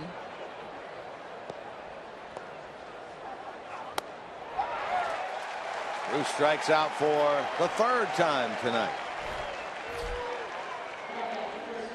Well, it's a countdown to face-off to the Blue Jackets season. Tomorrow night, catch a replay of a Blue Jackets instant classic when the Jackets defeated the future Stanley Cup champion Chicago Blackhawks.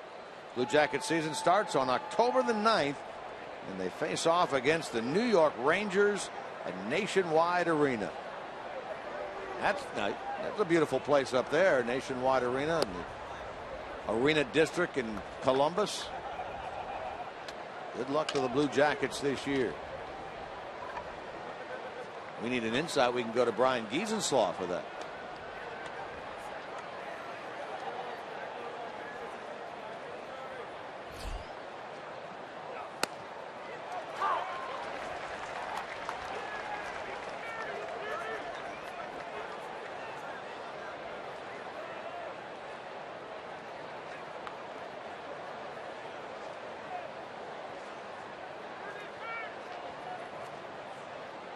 Eight strikeouts, by the way, now for Peavy, equals a season high.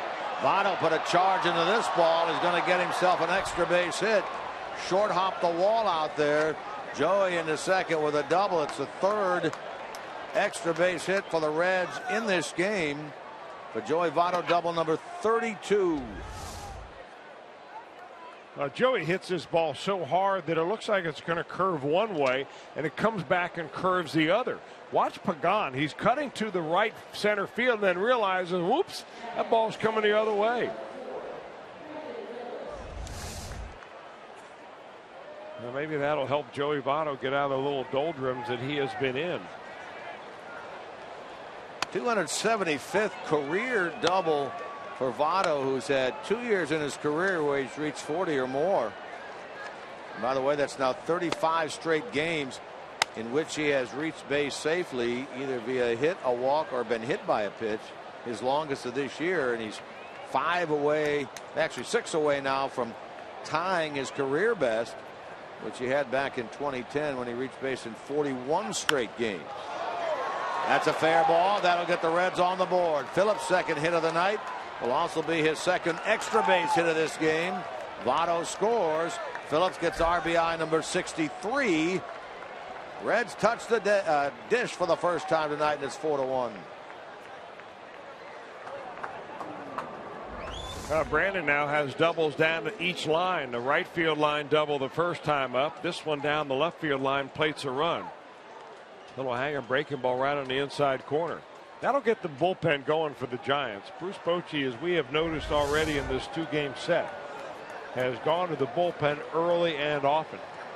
And he's got plenty of arms down there that he set them in motion right now. Well, he used 6 relievers on Monday. He used 8 relievers last night and still had some other arms left. He's probably gotten out of Jake Peavy what he had hoped to get out of him anyway. George Contos throwing in the San Francisco bullpen. We've seen him each of the first 2 games.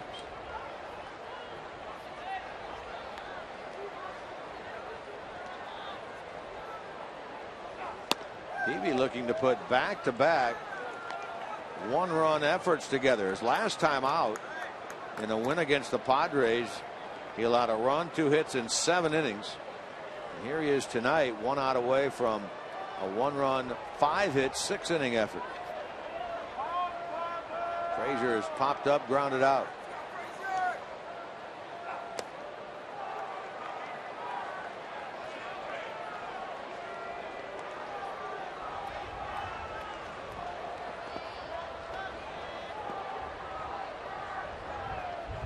Jeremy Affel pops out of the Giants dugout.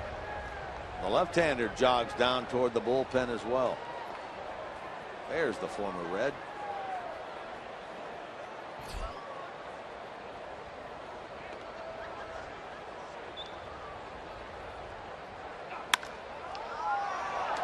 Close, but foul. That would have gotten another run home. Frazier can't believe it. He thought he saw that ball go right over the bag as he was coming out of the batter's box. Brian Price going to come out.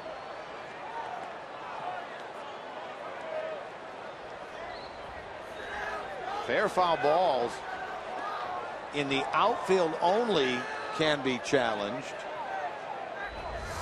This would be on the infield. Well, can you ask, however, for the umpire to take another look at it without it being an official review by a manager challenge?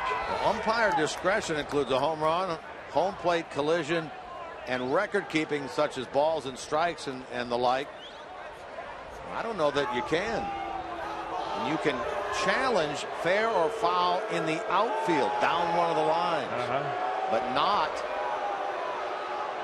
on the infield. Well, Brian probably knows that. Sure. And so does home plate umpire Clint Fagan. In case they didn't, Paul Hemmel was wandering that way. We'll take another look. Our best shot at it. It's where it goes over the bag. If it goes over any part of that bag, no matter where it bounces afterwards, that determines whether it's a fair or foul ball. Brian may have not had a good look at it from where he is on his angle, but he's relying on Frazier, who's standing right there at the plate.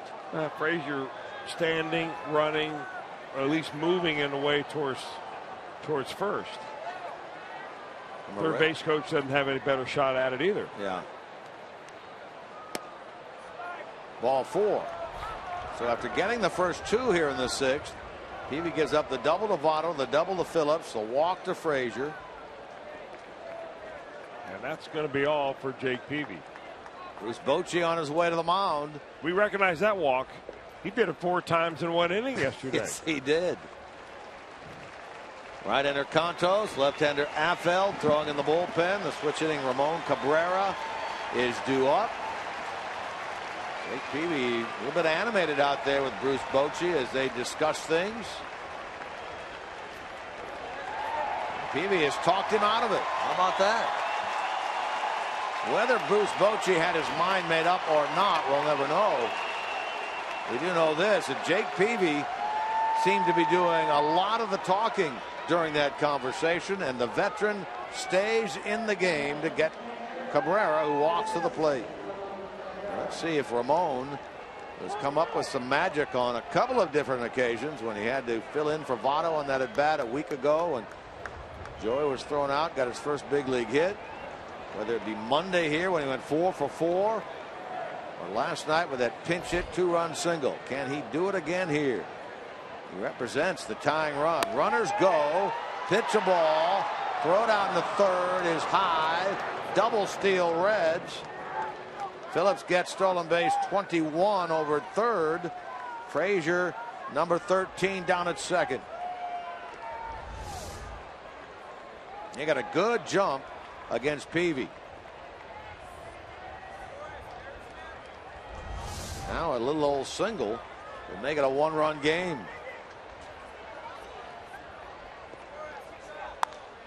Popped him up.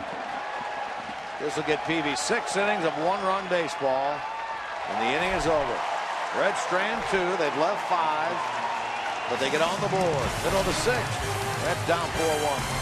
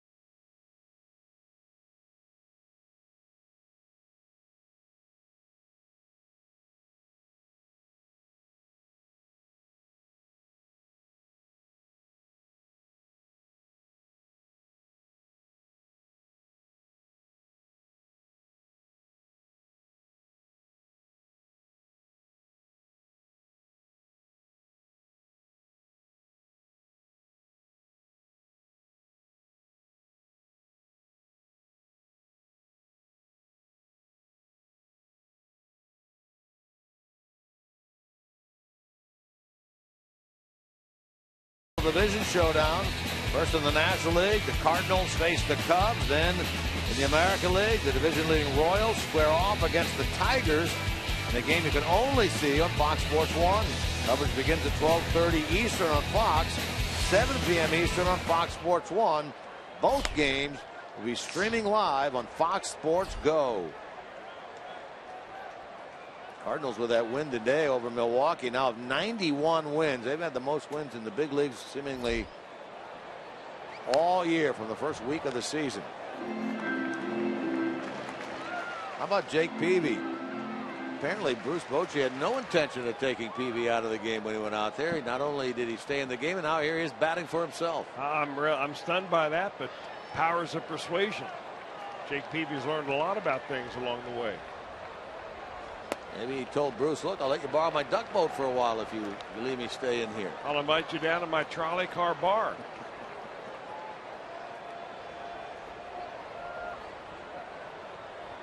When we take it up to the Horseshoe in Columbus and visit our good friend Jim Day up there and have a little party in Columbus in the C-Bus.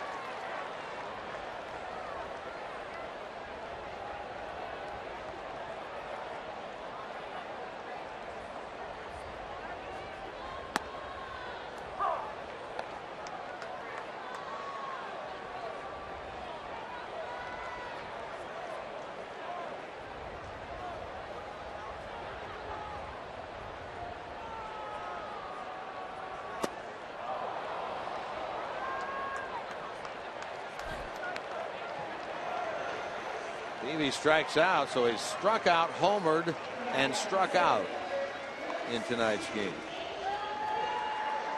You're thinking back what Jim Day was talking about earlier, Chris. Tomorrow an off day for the Reds, but then Friday, be very interesting to see Brandon Finnegan make his first big league start.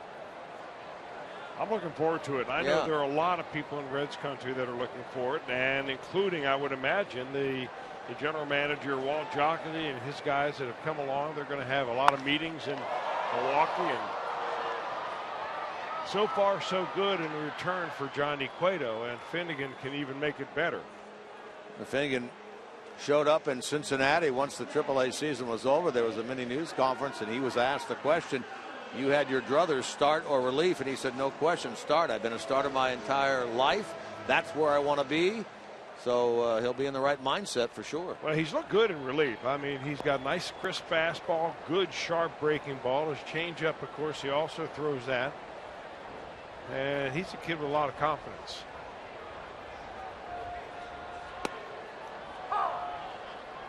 Here's Ryan Matthews again now. There's Finnegan. Matthews with an opportunity, his second of the night, to retire the Giants in order. And he gets ahead here of Diaz 0-2.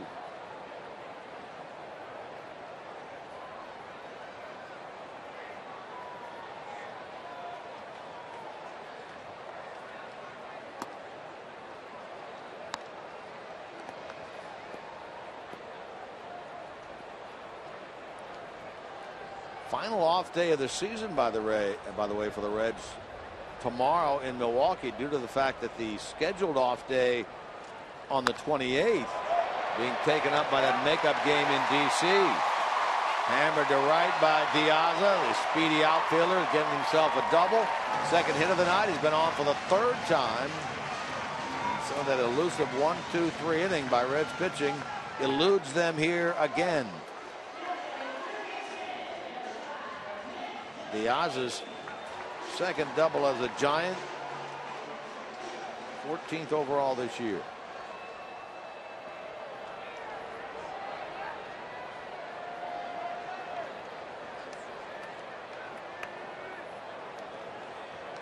Batter is Matt Duffy. Reds have been able to hold him in check so far tonight. Ground out, strikeout.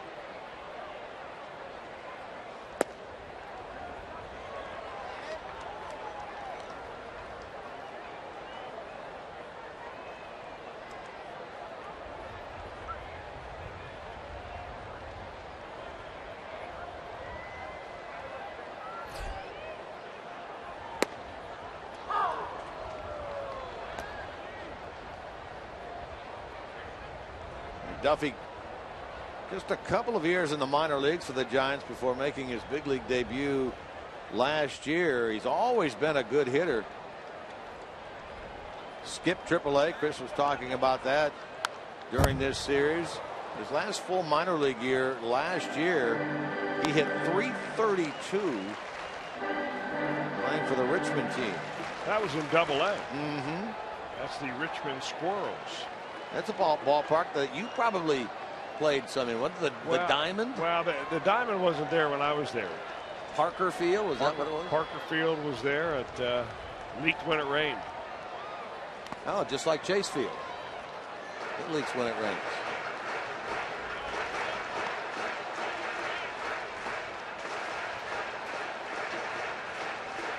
Look at Duffy climbing the list here. He has a great chance, really, to become the all-time leader in this department. Most RBIs by a Giants rookie, Dave Kingman. With 83, the leader. Duffy at 71 with just inside 3 weeks remaining in the season. Well, you had to figure when he was facing Michael Lorenzen earlier tonight that same matchup appeared fairly often in college baseball. Duffy went to Cal State Long Beach. Of course, Lorenzen went to Cal State Fullerton. Those two teams are pretty good rivals.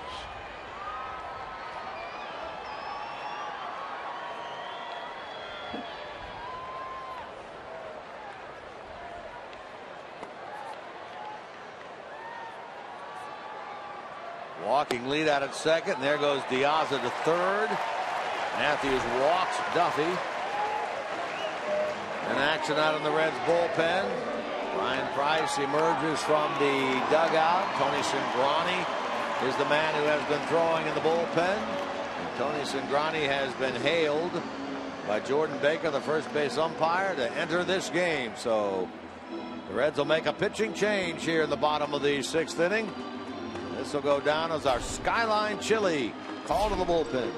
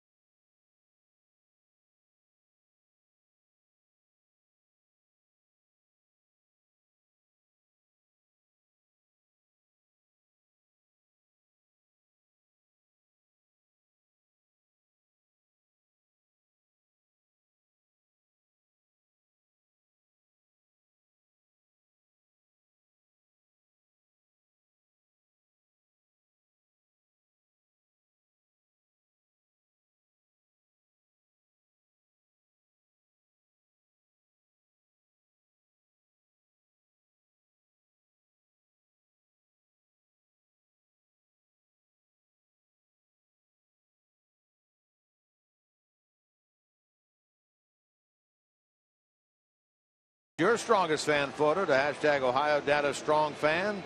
Chance to be featured in an upcoming game. Brought to you by T-Mobile. Here's tonight's Data Strong Fan of the game, Lisa. Lisa and friend out at the ballpark. Fan photo of the game brought to you by T-Mobile. Reds down here in the bottom of the 6th by 3. First 2 retired by Matthews. Next 2 reached, and so Tony Cingrani takes over. Not very often you see a left-hander brought in a situation where he will face a right-hander. Not only any ordinary right-hander either, the best right-handed hitter on this Giants ballpark.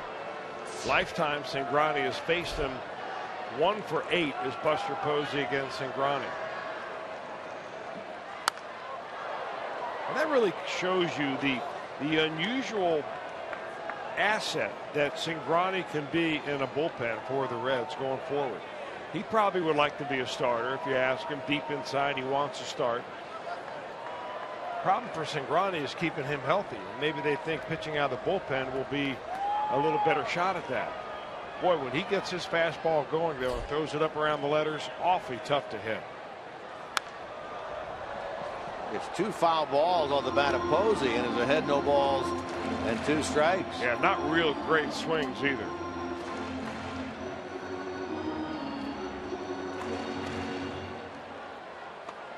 In his big league career, right-handers have hit only .228 against him. Lefties, .203. .228's pretty darn respectable, though. Nobody's hitting diddly. But it's the walks, more often than not, that have done him in. To center, Bourgeois is there. Nice job, Tony Cingrani, to get one of the better hitters in the game, and Buster Posey. We are through 6 here at AT&T Park.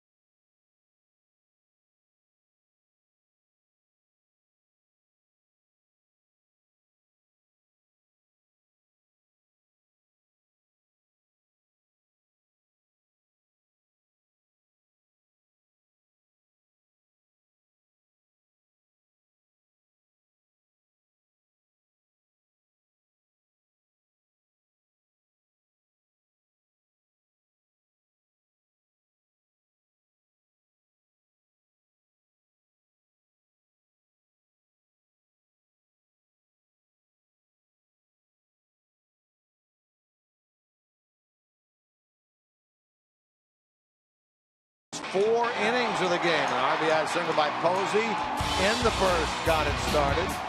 That made it 1-0 as Diaza scores here in the second. One producing hit by A-Ray Adrianza.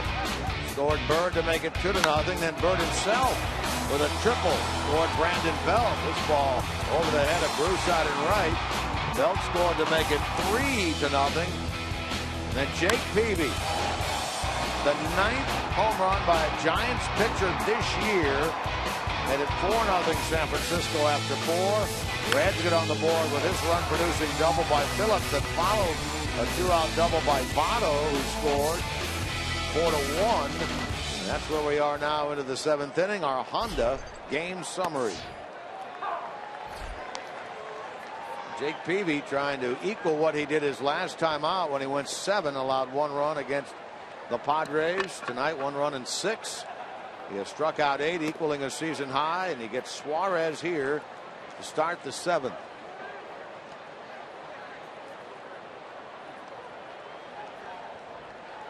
Red shortstop 0 for 2 tonight. 1 for 6 in the series.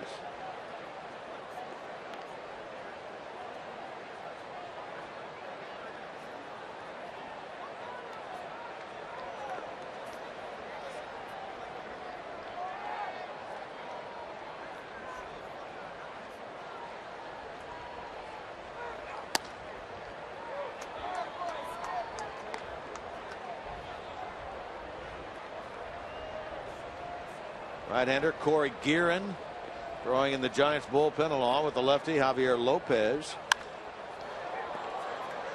On the run Pagan, on the run Pagan, not going to get it. That ball bounced over the wall, and that's a ground rule double for Eugenio Suarez. And that's this big ballpark coming into play again. Well, it has been close but no cigar a couple of times for the center fielder tonight. Angel Pagan is a pretty good center fielder, but he takes a kind of a strange route to that ball. And it's easy for me to say sitting up here where there's no wind blowing, but we're looking at the flags here at AT&T Park, and they're crisply blowing, obviously, from right field towards center field. That ball probably got up in that jet stream and just got over his head. So a double, and then maybe the Reds can mount something here. Schumacher had a hit his last time. In fact, he's hit the ball hard twice in this game.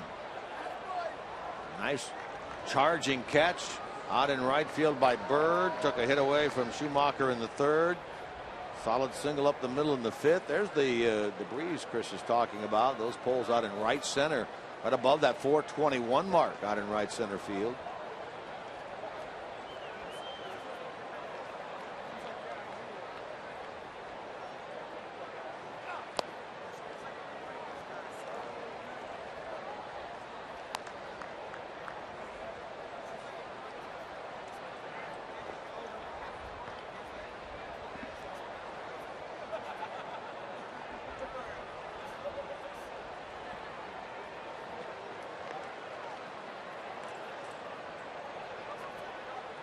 Schumacher steps out.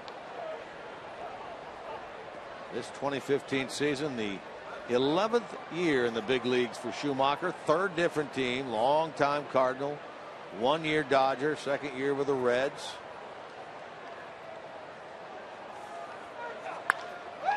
Hits this ball hard, left center field. That's going to split the outfielders. That will go to the wall. It'll get a run home, making it 4-2. Schumacher, two hits in this game, a single, a double. That's his 19th RBI. The Reds have cut the deficit now in half with a runner in scoring position and nobody out. Well, Skip gets the ball up and he shows he's got a little bit of power left. He really stays back and drives this ball nicely. So a double over the head of Pagan in right center field. This one in the gap in left center field. And this time when Bruce Bochy goes to the mound, he means it. He takes the ball from Jake Peavy, who gets a big round of applause in some areas of the park. Most of them right around the dugout. A standing ovation as he leaves. New pitcher on for San Francisco.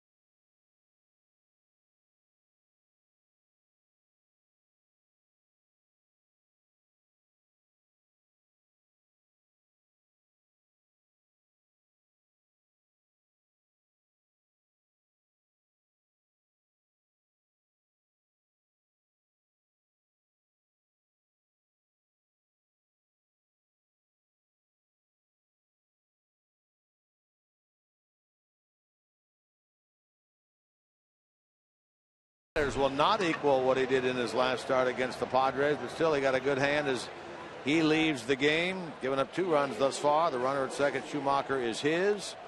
And the new pitcher is Corey Guerin. Corey Guerin, formerly an Atlanta Brave. He was born in Chattanooga, Tennessee, did his college work at Mercer in Atlanta, Georgia, and ended up being drafted by the Atlanta Braves, made it to the big leagues with the Braves, eventually released and then picked up by the Giants. Kind of a sidewinder with a real nice live arm. He gets the former Giant Adam Duvall pinch hitting here in the top of the 7th, representing the tying run. 3 hits for Duvall, and you see what they are. All have left the park. 1 in Chicago, 2 in Cincinnati. Hit 3 with the Giants a year ago.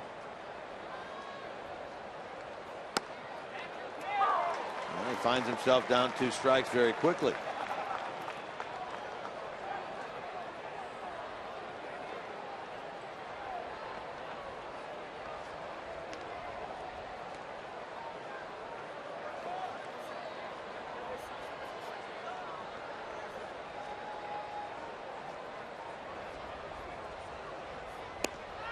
Chased a bad one there, did Adam Duvall, and he strikes out. So 1 opportunity by the wayside for the Reds.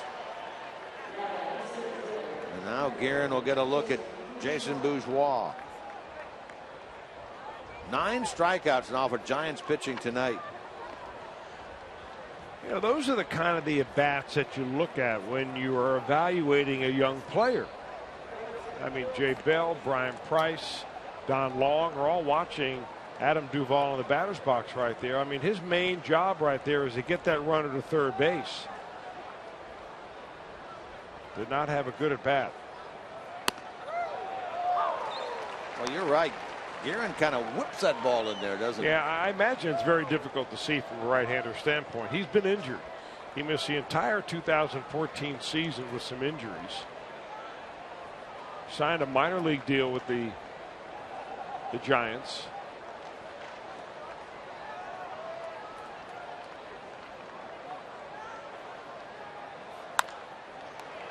Comebacker to Guerin. He's come on and gotten the first 2 he's faced. They still have the left-hander Lopez throwing in the bullpen. And here comes Bruce Bochy. So Corey Guerin does his job. He gets the strikeout of the former Giant Duvall. He gets a comebacker to the mound by Bourgeois. And now the Giants will ask the left-hander to get the lefty Bruce with a runner at second base and 2 outs.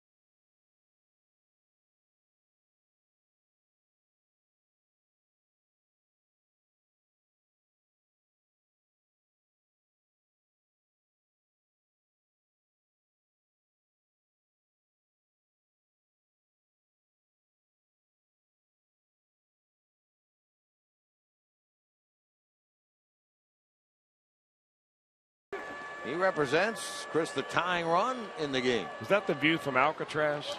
that we just saw? Well, 70 games for Lopez. He is one of those loogies, left only one guy, left-handers, that comes into a ball game and usually has more games pitched than he does have innings pitched. And he has faced Bruce a whole lot, and Bruce has not done much at all. 2 for 14 lifetime with 7 strikeouts against the 38-year-old. He lays off that for ball 1. He represents the tying run in a 4-2 game here in the 7th. And that's really the whole key when you're a left-hander facing a pitcher like Javier Lopez, is laying off the stuff that is just off the plate.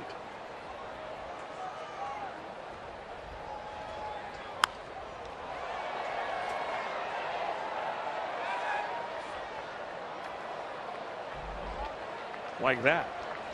I mean, that may have been marginally a strike, I don't know, but it's certainly for the first pitch that you're going to swing at, not good selection. I mean, until you get a couple of strikes on you, you wait for somebody to make a mistake to you.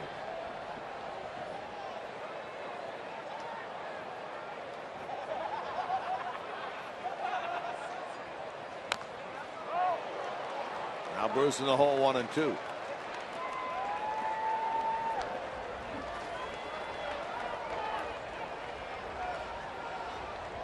Thirteenth year in the big leagues for Javier Lopez. A lot of them in the American League with the Boston Red Sox. Worn the Giants uniform since 2010 when he came over from the Pirates in a trading deadline deal. So this is a guy that's been part of all 3 World Series titles. And a comebacker. The inning is over. The Reds get a run, leave 1, and trail by a pair.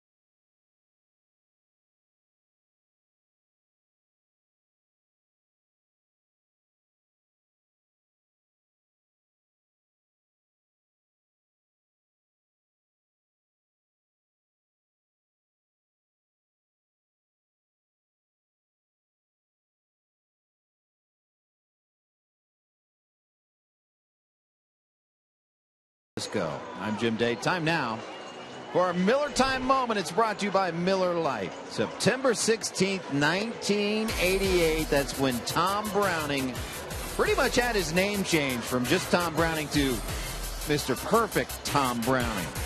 Perfect game against the Dodgers, a 1-0 victory. Jeff Reed was his catcher on that night after a long rain delay. Him and Tim Belcher went head-to-head. Belcher pitched a heck of a game, but it was Browning who pitched the first perfect game in Reds history, and to this day remains the only perfect game in Reds history. 27 up, 27 down. Your Miller Time moment. 27 years ago, by the way, also 1988. That game, you talk about fast games, that was a 1-hour, 51-minute game. Not including the rain delay, of course. I imagine that Tom Browning probably celebrates that game every time September 16th rolls around. And why not? And I hope he is tonight. Maybe he joins a lot of Reds fans who mark it on their calendar. September 16th, Tom Browning perfect game day. Let's celebrate.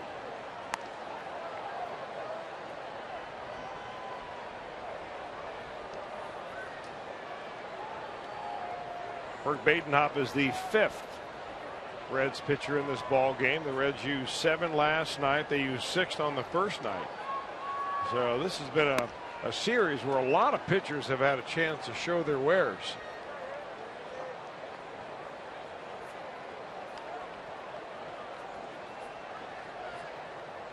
For Badenhop, of course, starting May 1, it's been a kind of year that the Reds hoped and thought they would get out of him, but that first month he probably was closer to being released than anyone ever thought. Terrible first month of the year, but since then a 2.21 ERA beginning in May. Been very reliable for Brian Price and company. Now that's why when you have a track record like Bert Badenhop, you don't rush to conclusions and all of a sudden say that, you know, he's lost it completely from one year to the next based on what you see in 1 month. Pitching 70 games last year for the Boston Red Sox, a 2.2 earned run average. Look at that. He stayed right with it, did Brandon Phillips, and Bird is retired 4-3. Played it off to the side, but stayed right there. Didn't move his body much at all. How about Bird hitting the ball that way all 4 times?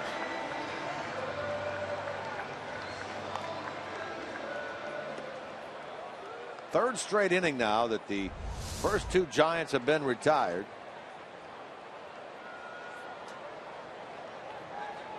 Here's Kelby Tomlinson.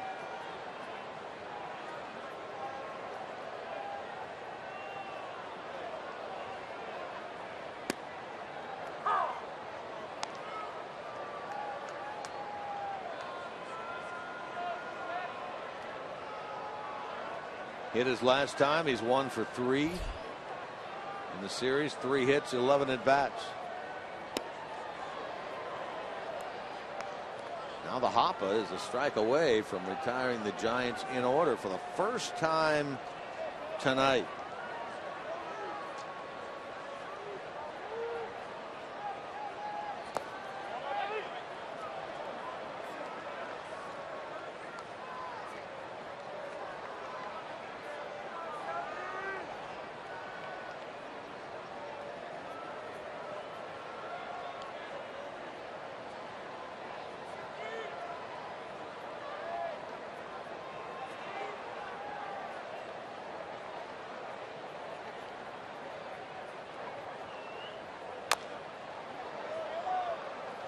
Talked about the Reds being off tomorrow, then beginning that series in Milwaukee on Friday night. The fact that Brandon Finnegan will make his first big league start. The Reds are taking a look at what they have, what could be down the road for them. The Brewers, of course, doing the same thing. The Reds are going to see a right-hander, only 22 years old. Zach Davies will pitch that game. Fellow they acquired, did the Brewers from Baltimore in the Gerardo Parra deal. Made some starts already for them this year. He's a couple of bad starts, but sandwiched right in the middle of that was a very good start for Davies.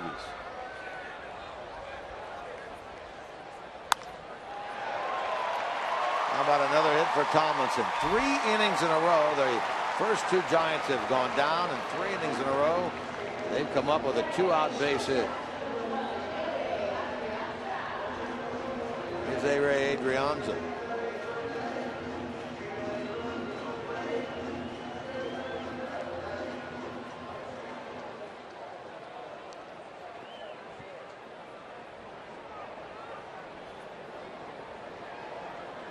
RBI double to his credit tonight, 1 for 3. Giants scored single runs in the first through the 4th. Reds single runs in the 6th and 7th.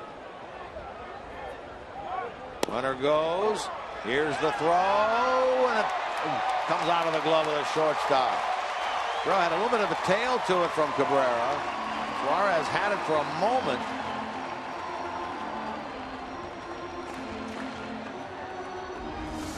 Well, even though it did have a tail on it, it appeared to be there well before the runner. And if Suarez is able to just hold on to that, evidently knocked out of his glove by the left leg of the sliding base runner Tomlinson.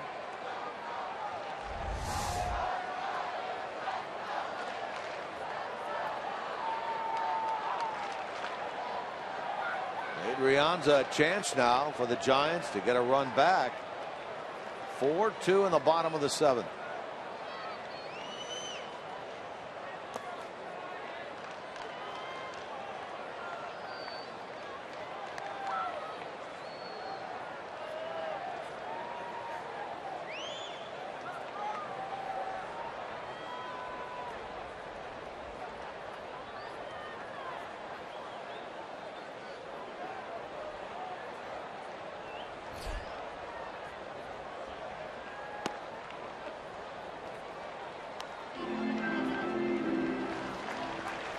Dodgers have won their game behind Alex Wood 2-0.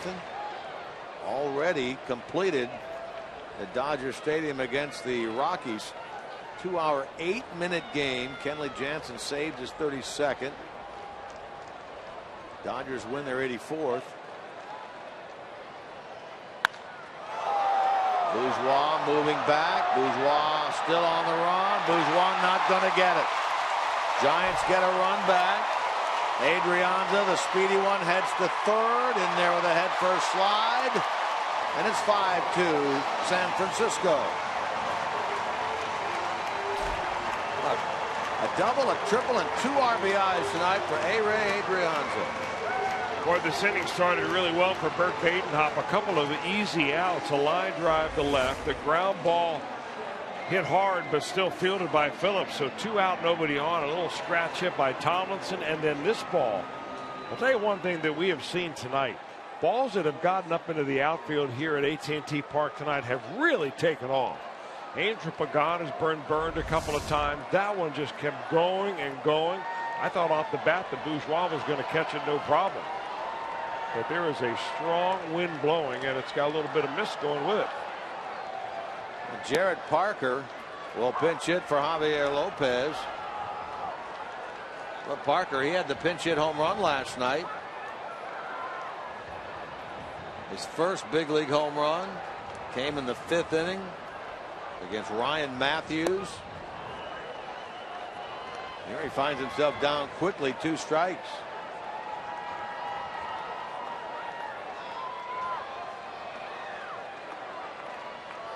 Parker from our neck of the woods, Fort Wayne, Indiana. He was born, a former first-round pick by the D-backs.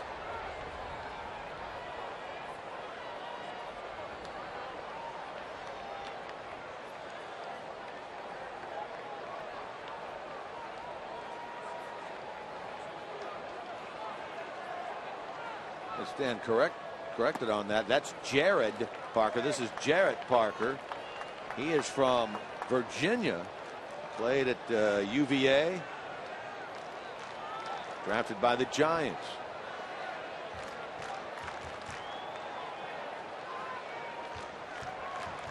And a power guy in the minor leagues earlier this year at 23 at Sacramento.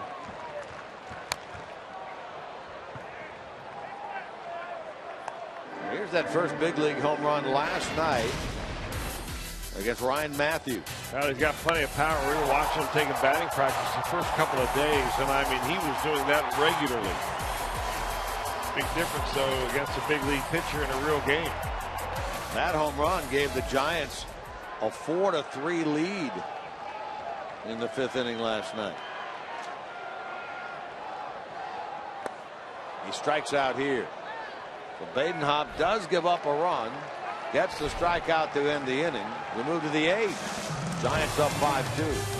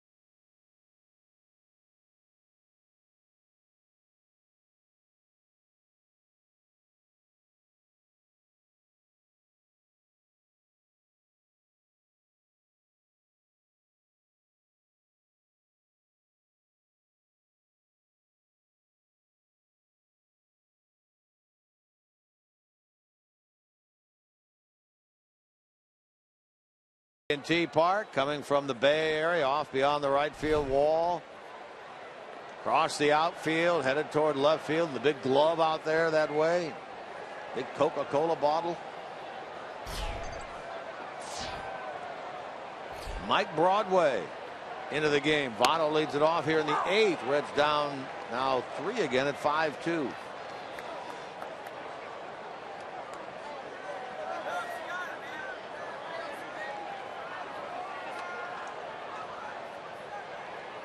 Broadway was the first reliever out of the bullpen last night. Worked an uneventful 6th inning.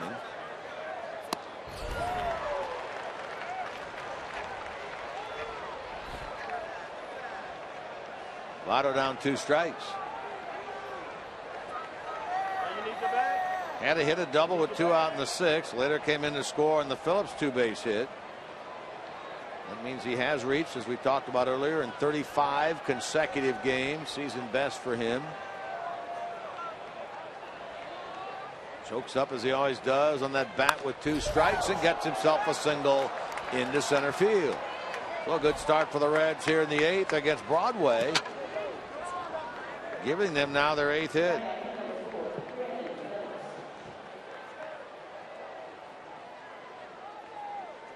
Looks like a wall of water coming across the field, doesn't it?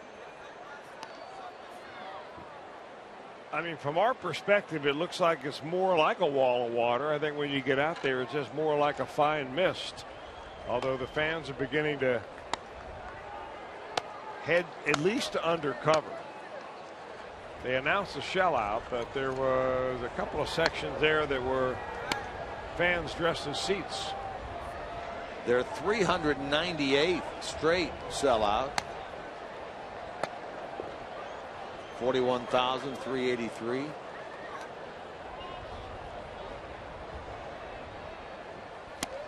course, the weather at this ballpark so much better. Even a bad day at this ballpark is better than a good day at the old ballpark at Candlestick. Yeah. A night game, that is. Day games at Candlestick could be the most beautiful place on earth.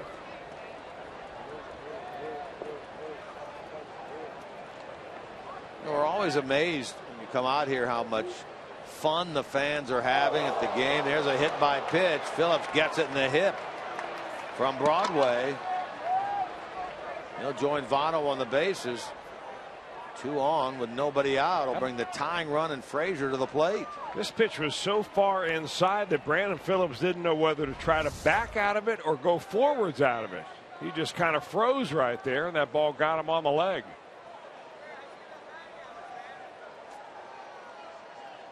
Dave Righetti to the mound, and quickly action going to commence out in the Giants bullpen. Hunter Strickland will get down there and start to throw.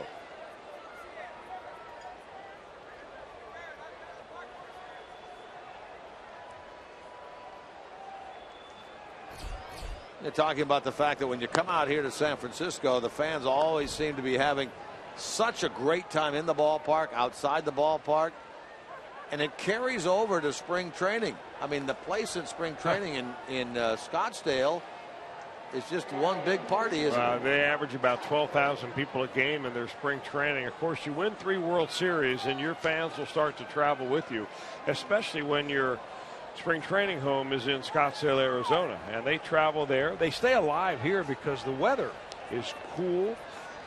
Very unusual rain tonight. I mean, figure the Reds would bring rain to California when no one else could. Todd Frazier can make this an awfully interesting ball game if he puts a swing on one of these deliveries like he did last night and launches it into the left field stands.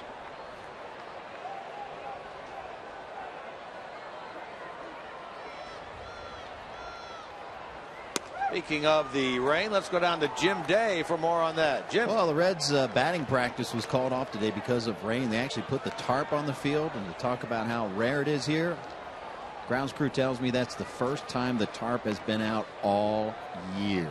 Imagine that in Cincinnati. That's hard to fathom right there, isn't it? Think about that. The first time all year.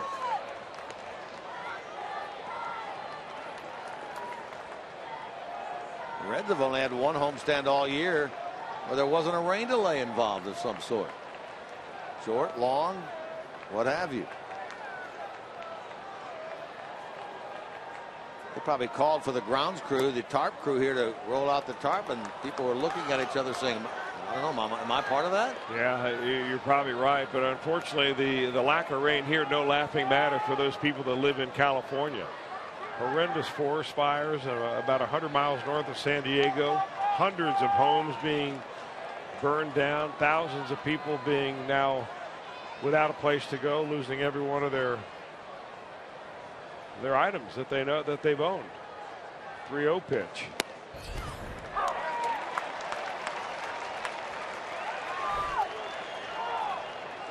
Frazier's one of those that really likes to hit on a 3-0 pitch. Maybe he just doesn't like to see the offering there, sidewinding the way that Broadway runs it up there.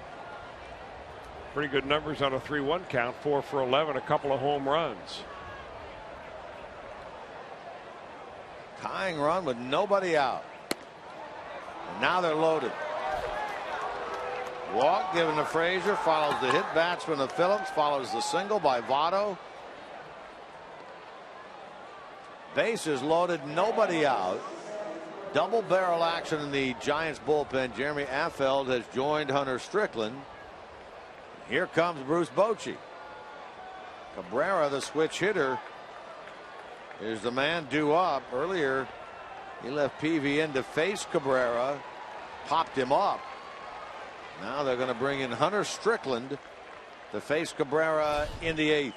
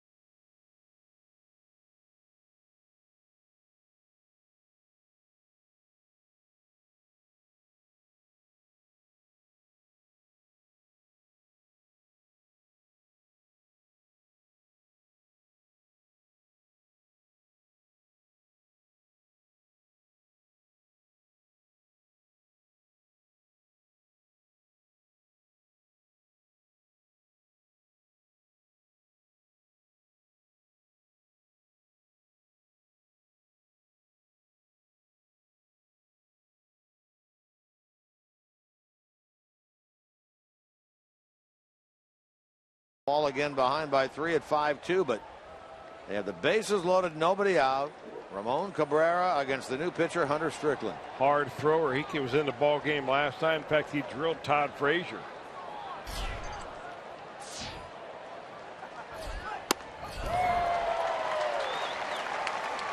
Hard to believe that Strickland, for as hard as he throws, spent as much time as he did in the minor leagues. 8 seasons in the minor leagues. He signed when he was 18 years old.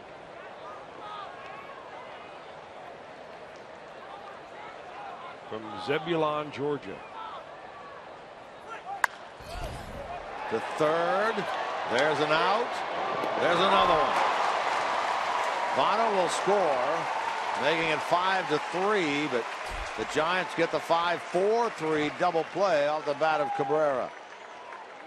Takes a little steam out of the Reds' rally here in the 8th.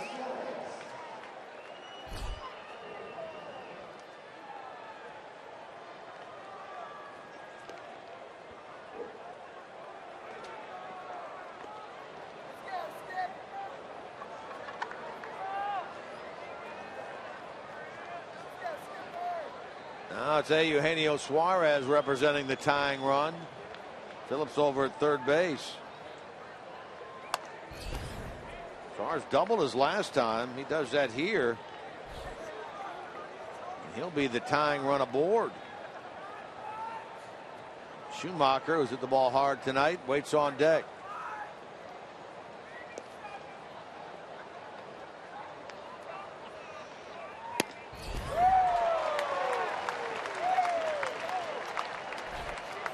Sam LeCure, right-hander. Carlos Contreras, right-hander in the Reds pen.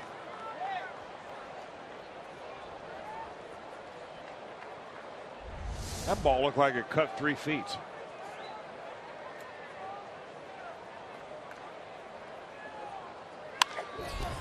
In the air to right. Through the mist, it's Bird. He makes the catch. And what looked like is going to be a very promising inning for the Reds. Settles for one.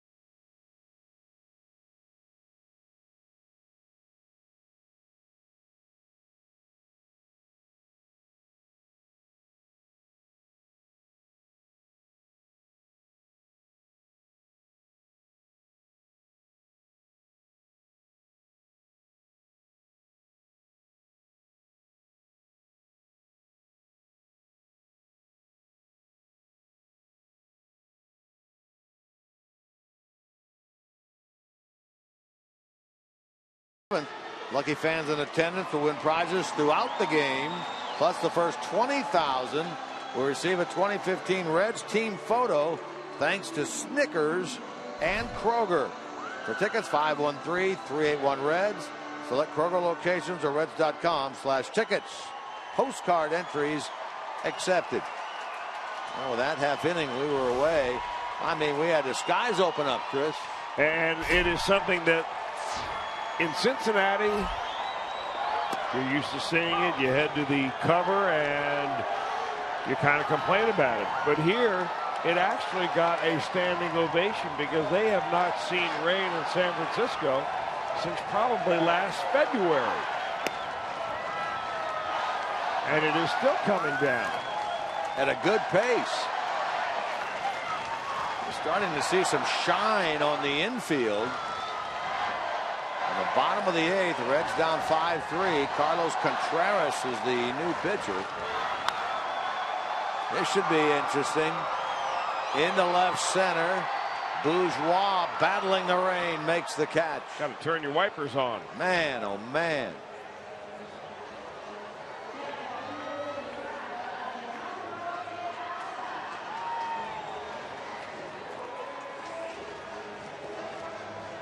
There's a grounds crew member out talking with one of the umpires during the break. When you look out at the field now, right out where Phillips is, between Joey and Brandon, you got that infield shine going there. You can see it. That means that's very wet out there. Now it's back to that mist that we were seeing earlier. Well, we had about 3 or 4 minutes there, pretty good rain.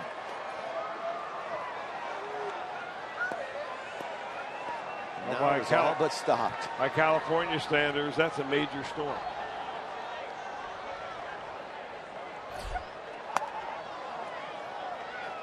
Alejandro Diaz, a big part of the game tonight. Singled, scored a run in the first. Walked in the fourth, doubled in the sixth.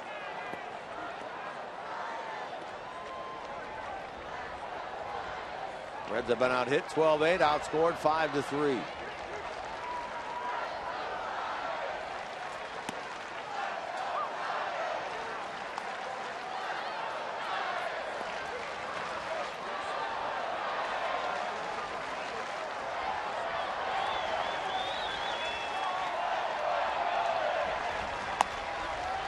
That's a 4-pitch walk to Diaz, on base for the fourth time. I'm sure you're ready for Reds action. That's 30 minutes before every game. You can get it all with Reds Live on Fox Sports Ohio. Reds Live pregame presented by Ray St. Clair Roofing. We'll have another one for you on Friday. Brandon Finnegan, we talked about him. Zach Davies of the Brewers, we talked about him. Game is at 8:10. We'll come your way at 7:30 with Reds Live. Now Carlos Contreras complaining about the mound area being so wet and sticky. Todd Frazier threw the rosin bag out. They wanted a different one, which they will get. Grounds crew comes out. They're going to put some of the diamond dry, it looks like. Or at least they were going to, thinking that that's what they wanted, but instead all they wanted was a rosin bag. Another groundskeeper, two of them groundskeepers. One had a rake, one had the big bag of diamond dry. They return to the end of the Giants dugout.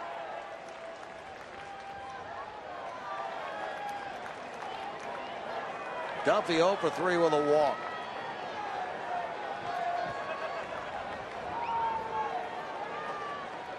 Santiago Casilla, closer of the Giants, up in the bullpen. Giants will take at least a 5-3 lead into the ninth. By the way, the rain now is all but stopped. In fact, it may have stopped completely. Runner going. Here's the throw. And they got him. Out call made by the crew chief, Paul Emmel, on Alejandro Diaz. Phillips took the throw. Cabrera throws out his man. That's the third runner he's thrown out stealing since he's been here. Well, they're going to test him, obviously, and that ball is going a little bit towards the second baseman. But it's come off in plenty of time. He's got a quick release, Cabrera does, and enough to get the speedy outfielder Diaz for the second out of the inning. So 2 out. Now Duffy down a ball, 2 strikes. Reds in the ninth. We'll have Schumacher, pinch hitter for Contreras, and Bourgeois representing the top of the order. Now it's starting to rain hard again. Talk about strange weather pattern. These 3 days out here, we've seen a little bit of everything. Cold, overcast day, nice sunny day, overcast, rainy day.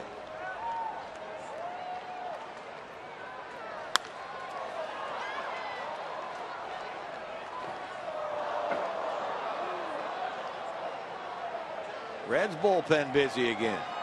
Manny Parra starts to throw.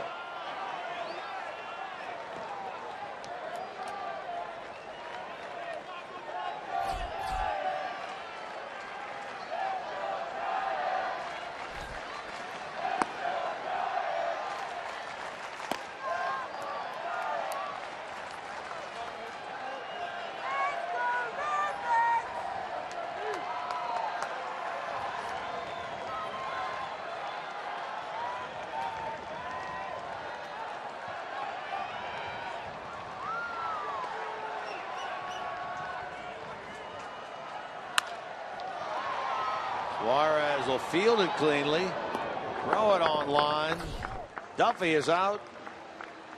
And the inning comes to an end. So, stage is set for the ninth. Reds down a pair.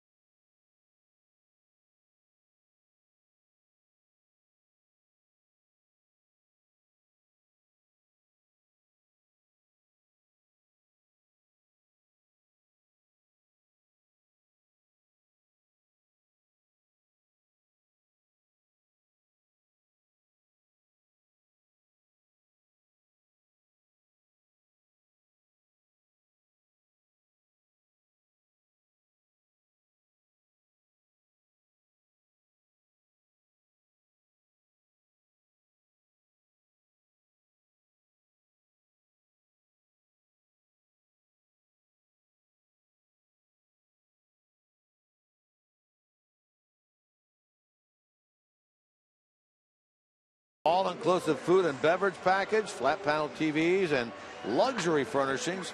Host your next group outing by calling the Reds Group Sales Department. Their number 513-765-7600, or visit reds.com/groups. Ninth inning baseball from AT&T Park. Wrap up of this 3-game series. Wrap up of the season series between these two teams. Wrap up of West Coast games for the Reds here tonight with this one. Road games after this left in Milwaukee and St. Louis. That one in Washington against the Nationals, and then 3 at Pittsburgh to close out the season. Casillas, 5 blown saves. He saved one here on Monday. He comes on here. And he's a hard thrower, about 95 miles an hour, that uses a curveball as his second pitch. Doesn't throw much of a changeup at all. So Schumacher, anything breaking will be coming in towards him. Schumacher is hitting everything hard tonight. That's his 3rd hit. He's hit the ball hard 4 times, and he is aboard to start the 9th. The Reds will bring the tying run to the plate. You know, watching Skip play this year, especially from a pinch hitting standpoint, he's 35 years old. He's had a lot of time in the major leagues, 11 years, as you said earlier. It's hard to believe that he's considering retiring. I mean, there'll be some ball clubs that will be coming after him, and he hasn't made the final decision yet, but he is certainly contemplating right now not playing again after this year. Wants to see his kids grow up. Says he's made enough money, and he's happy where he is. I, for one, hope he plays again, and hope he plays again in Cincinnati. Well, if he wants to, I'm sure they'll have him back. Tucker Barnhart pinch hits now for Contreras. Carlos an inning, a walk.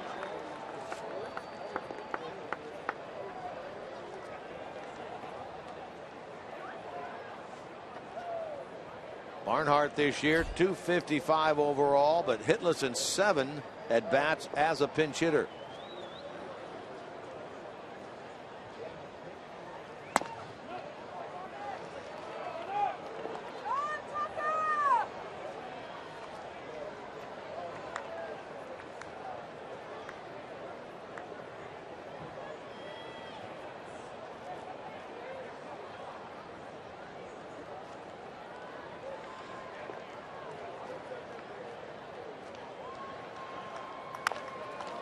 Off the pitcher's leg toward third. Bare hand pick and throw, and out at first base.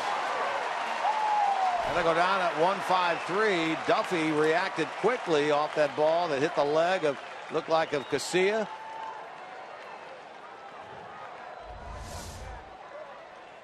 Well, Casilla tries to get his little puppies out of the way right there. He jumps and nearly does. That ball would have gone up the middle and probably been fielded for a double play ball.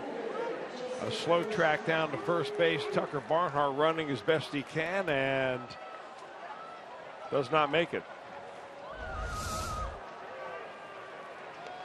Schumacher now down at second base. Bourgeois 1 for 4 in this game, 2 for 9 in the series. He's the man on the hot seat now against Casilla.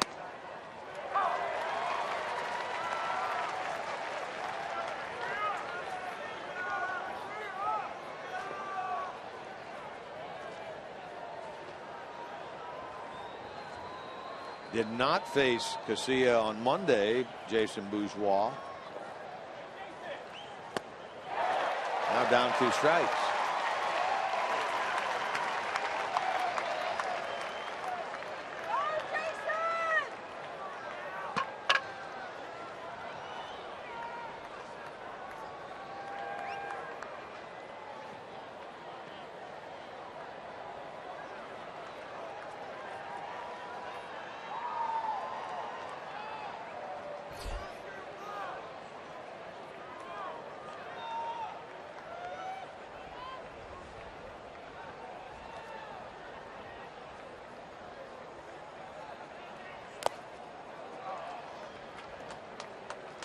Bruce waits on deck.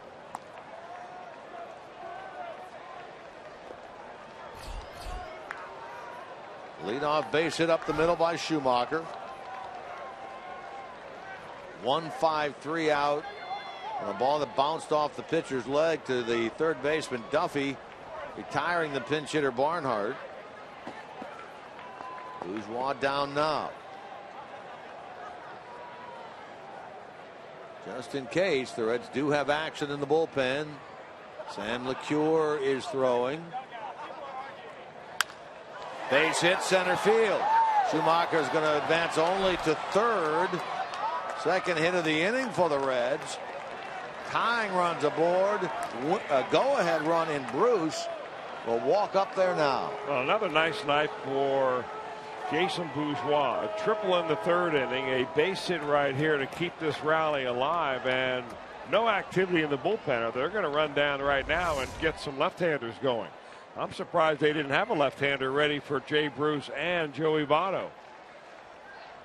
Well, they used Lopez earlier, but they have Jeremy Affeldt, who's going down there now to get loose. They've used Josh Osich each of the first 2 games of the series, another lefty. Dave Righetti stalls out on the mound. First and third, 1 out. Contos and Affeldt are the righty lefty in the bullpen. Here's Bruce. Jay has struck out 3 times and tapped back to the mound. He's 0 for 4 in this game. 2 for 14 in the series. If you're wondering about Bruce against Casilla, 1 for 5. Meanwhile, Billy Hamilton will pinch run for Jason Bourgeois.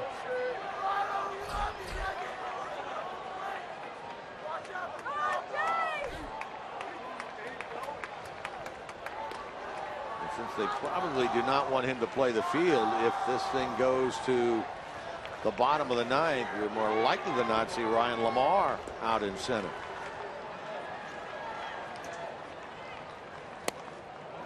Bruce takes the ball. Well, a whole lot of that is whether we go to the bottom of the 9th or not, could be determined by what Jay Bruce does right here. Santiago Casilla has given up 5 home runs this year in 50 innings.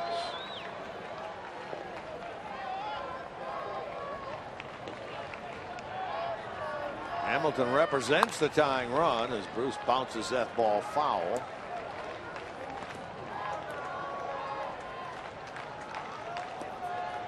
Reds trailed from the get-go.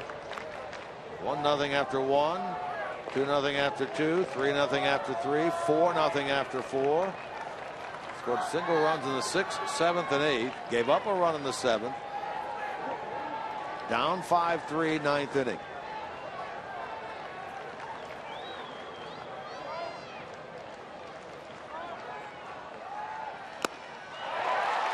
One and two.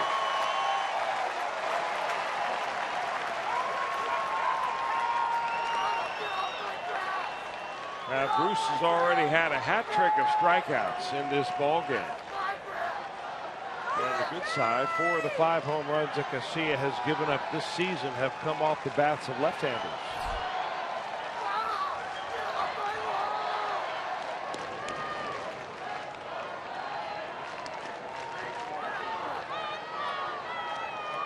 Affeldt is ready in the pen. Contos is ready. Votto is on deck. A little bit of choke-up action here by Jay Bruce. Don't see that very often.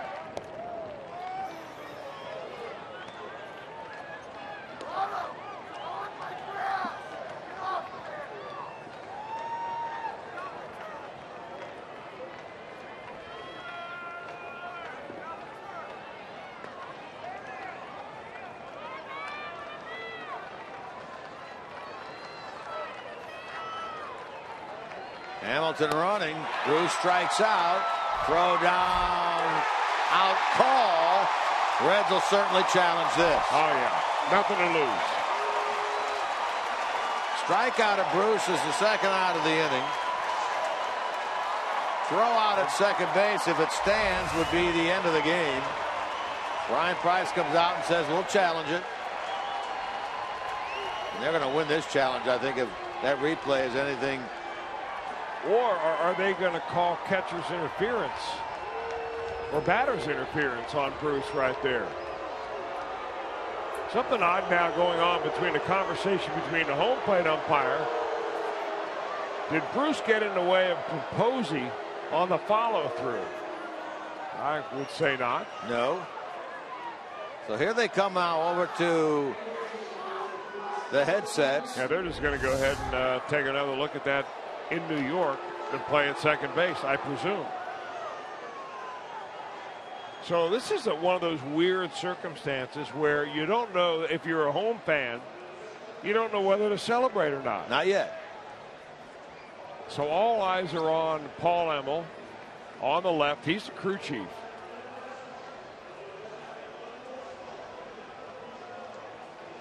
We've shown you a couple of replays, and it appeared as if Billy got in.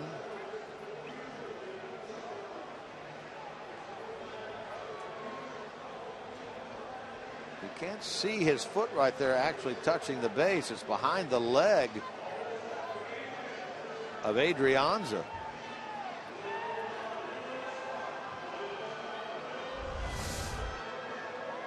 But again, Brian Price and the Reds had nothing to lose here, because if they don't challenge it, the game is over.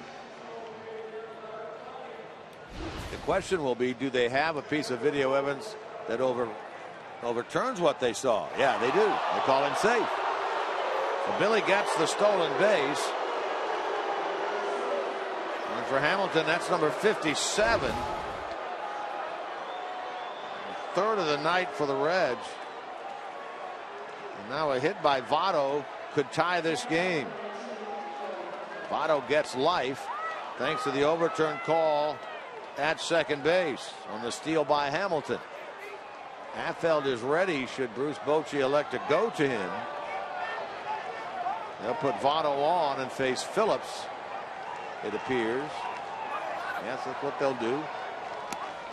The Giants will put the go-ahead run on with an intentional walk to Votto. He's only been on 3 times tonight. Phillips will be the man on the spot.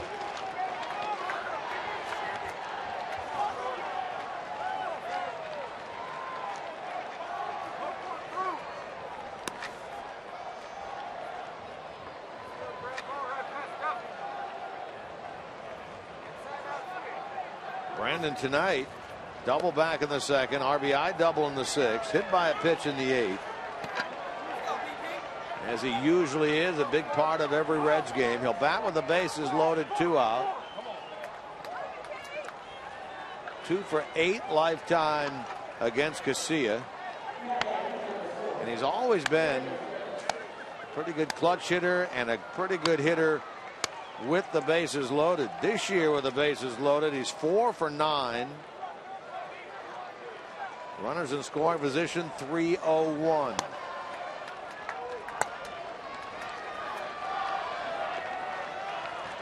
He'll get a chance here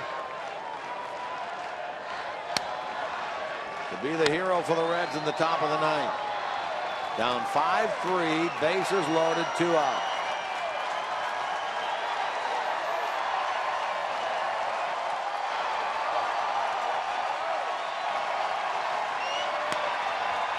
Reds tonight 3 for 14 with runners in scoring position.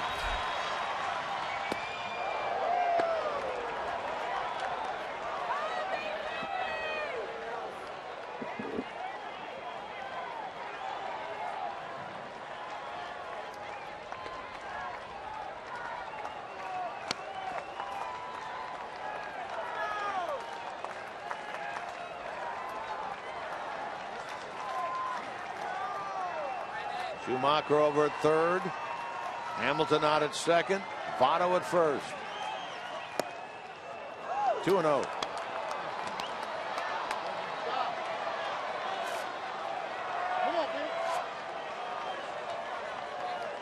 All the players in both dugouts up to the railing now. Giants third base, Reds first base.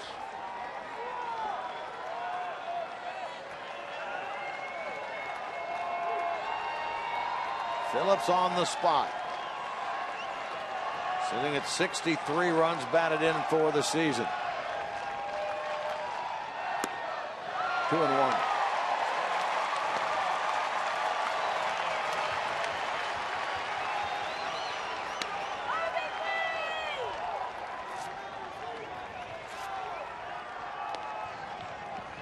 Hit by Schumacher allowed him to reach. Hit by Bourgeois got him on. Hamilton pinch ran for him and stole second. Intentional walk to Votto put him on. Ground ball to the shortstop. They get a force out at second, and the game is over. San Francisco takes the series 2-1. They take the season series 5-2. They win here tonight by the final score of 5-3 over the Reds. Well, you can't say they didn't have their chance. Well, it was a wild and woolly game last night that the Reds won by 1. They had a chance again tonight. And it'll be a long, long flight home, or not home, but back to Central Time, where the Reds won't land in Milwaukee until about 6 a.m. this morning. And they'll go home a loss under their belts, losing 2 of 3 here at AT&T Park. But a very enjoyable series to watch play. More from San Francisco right after this.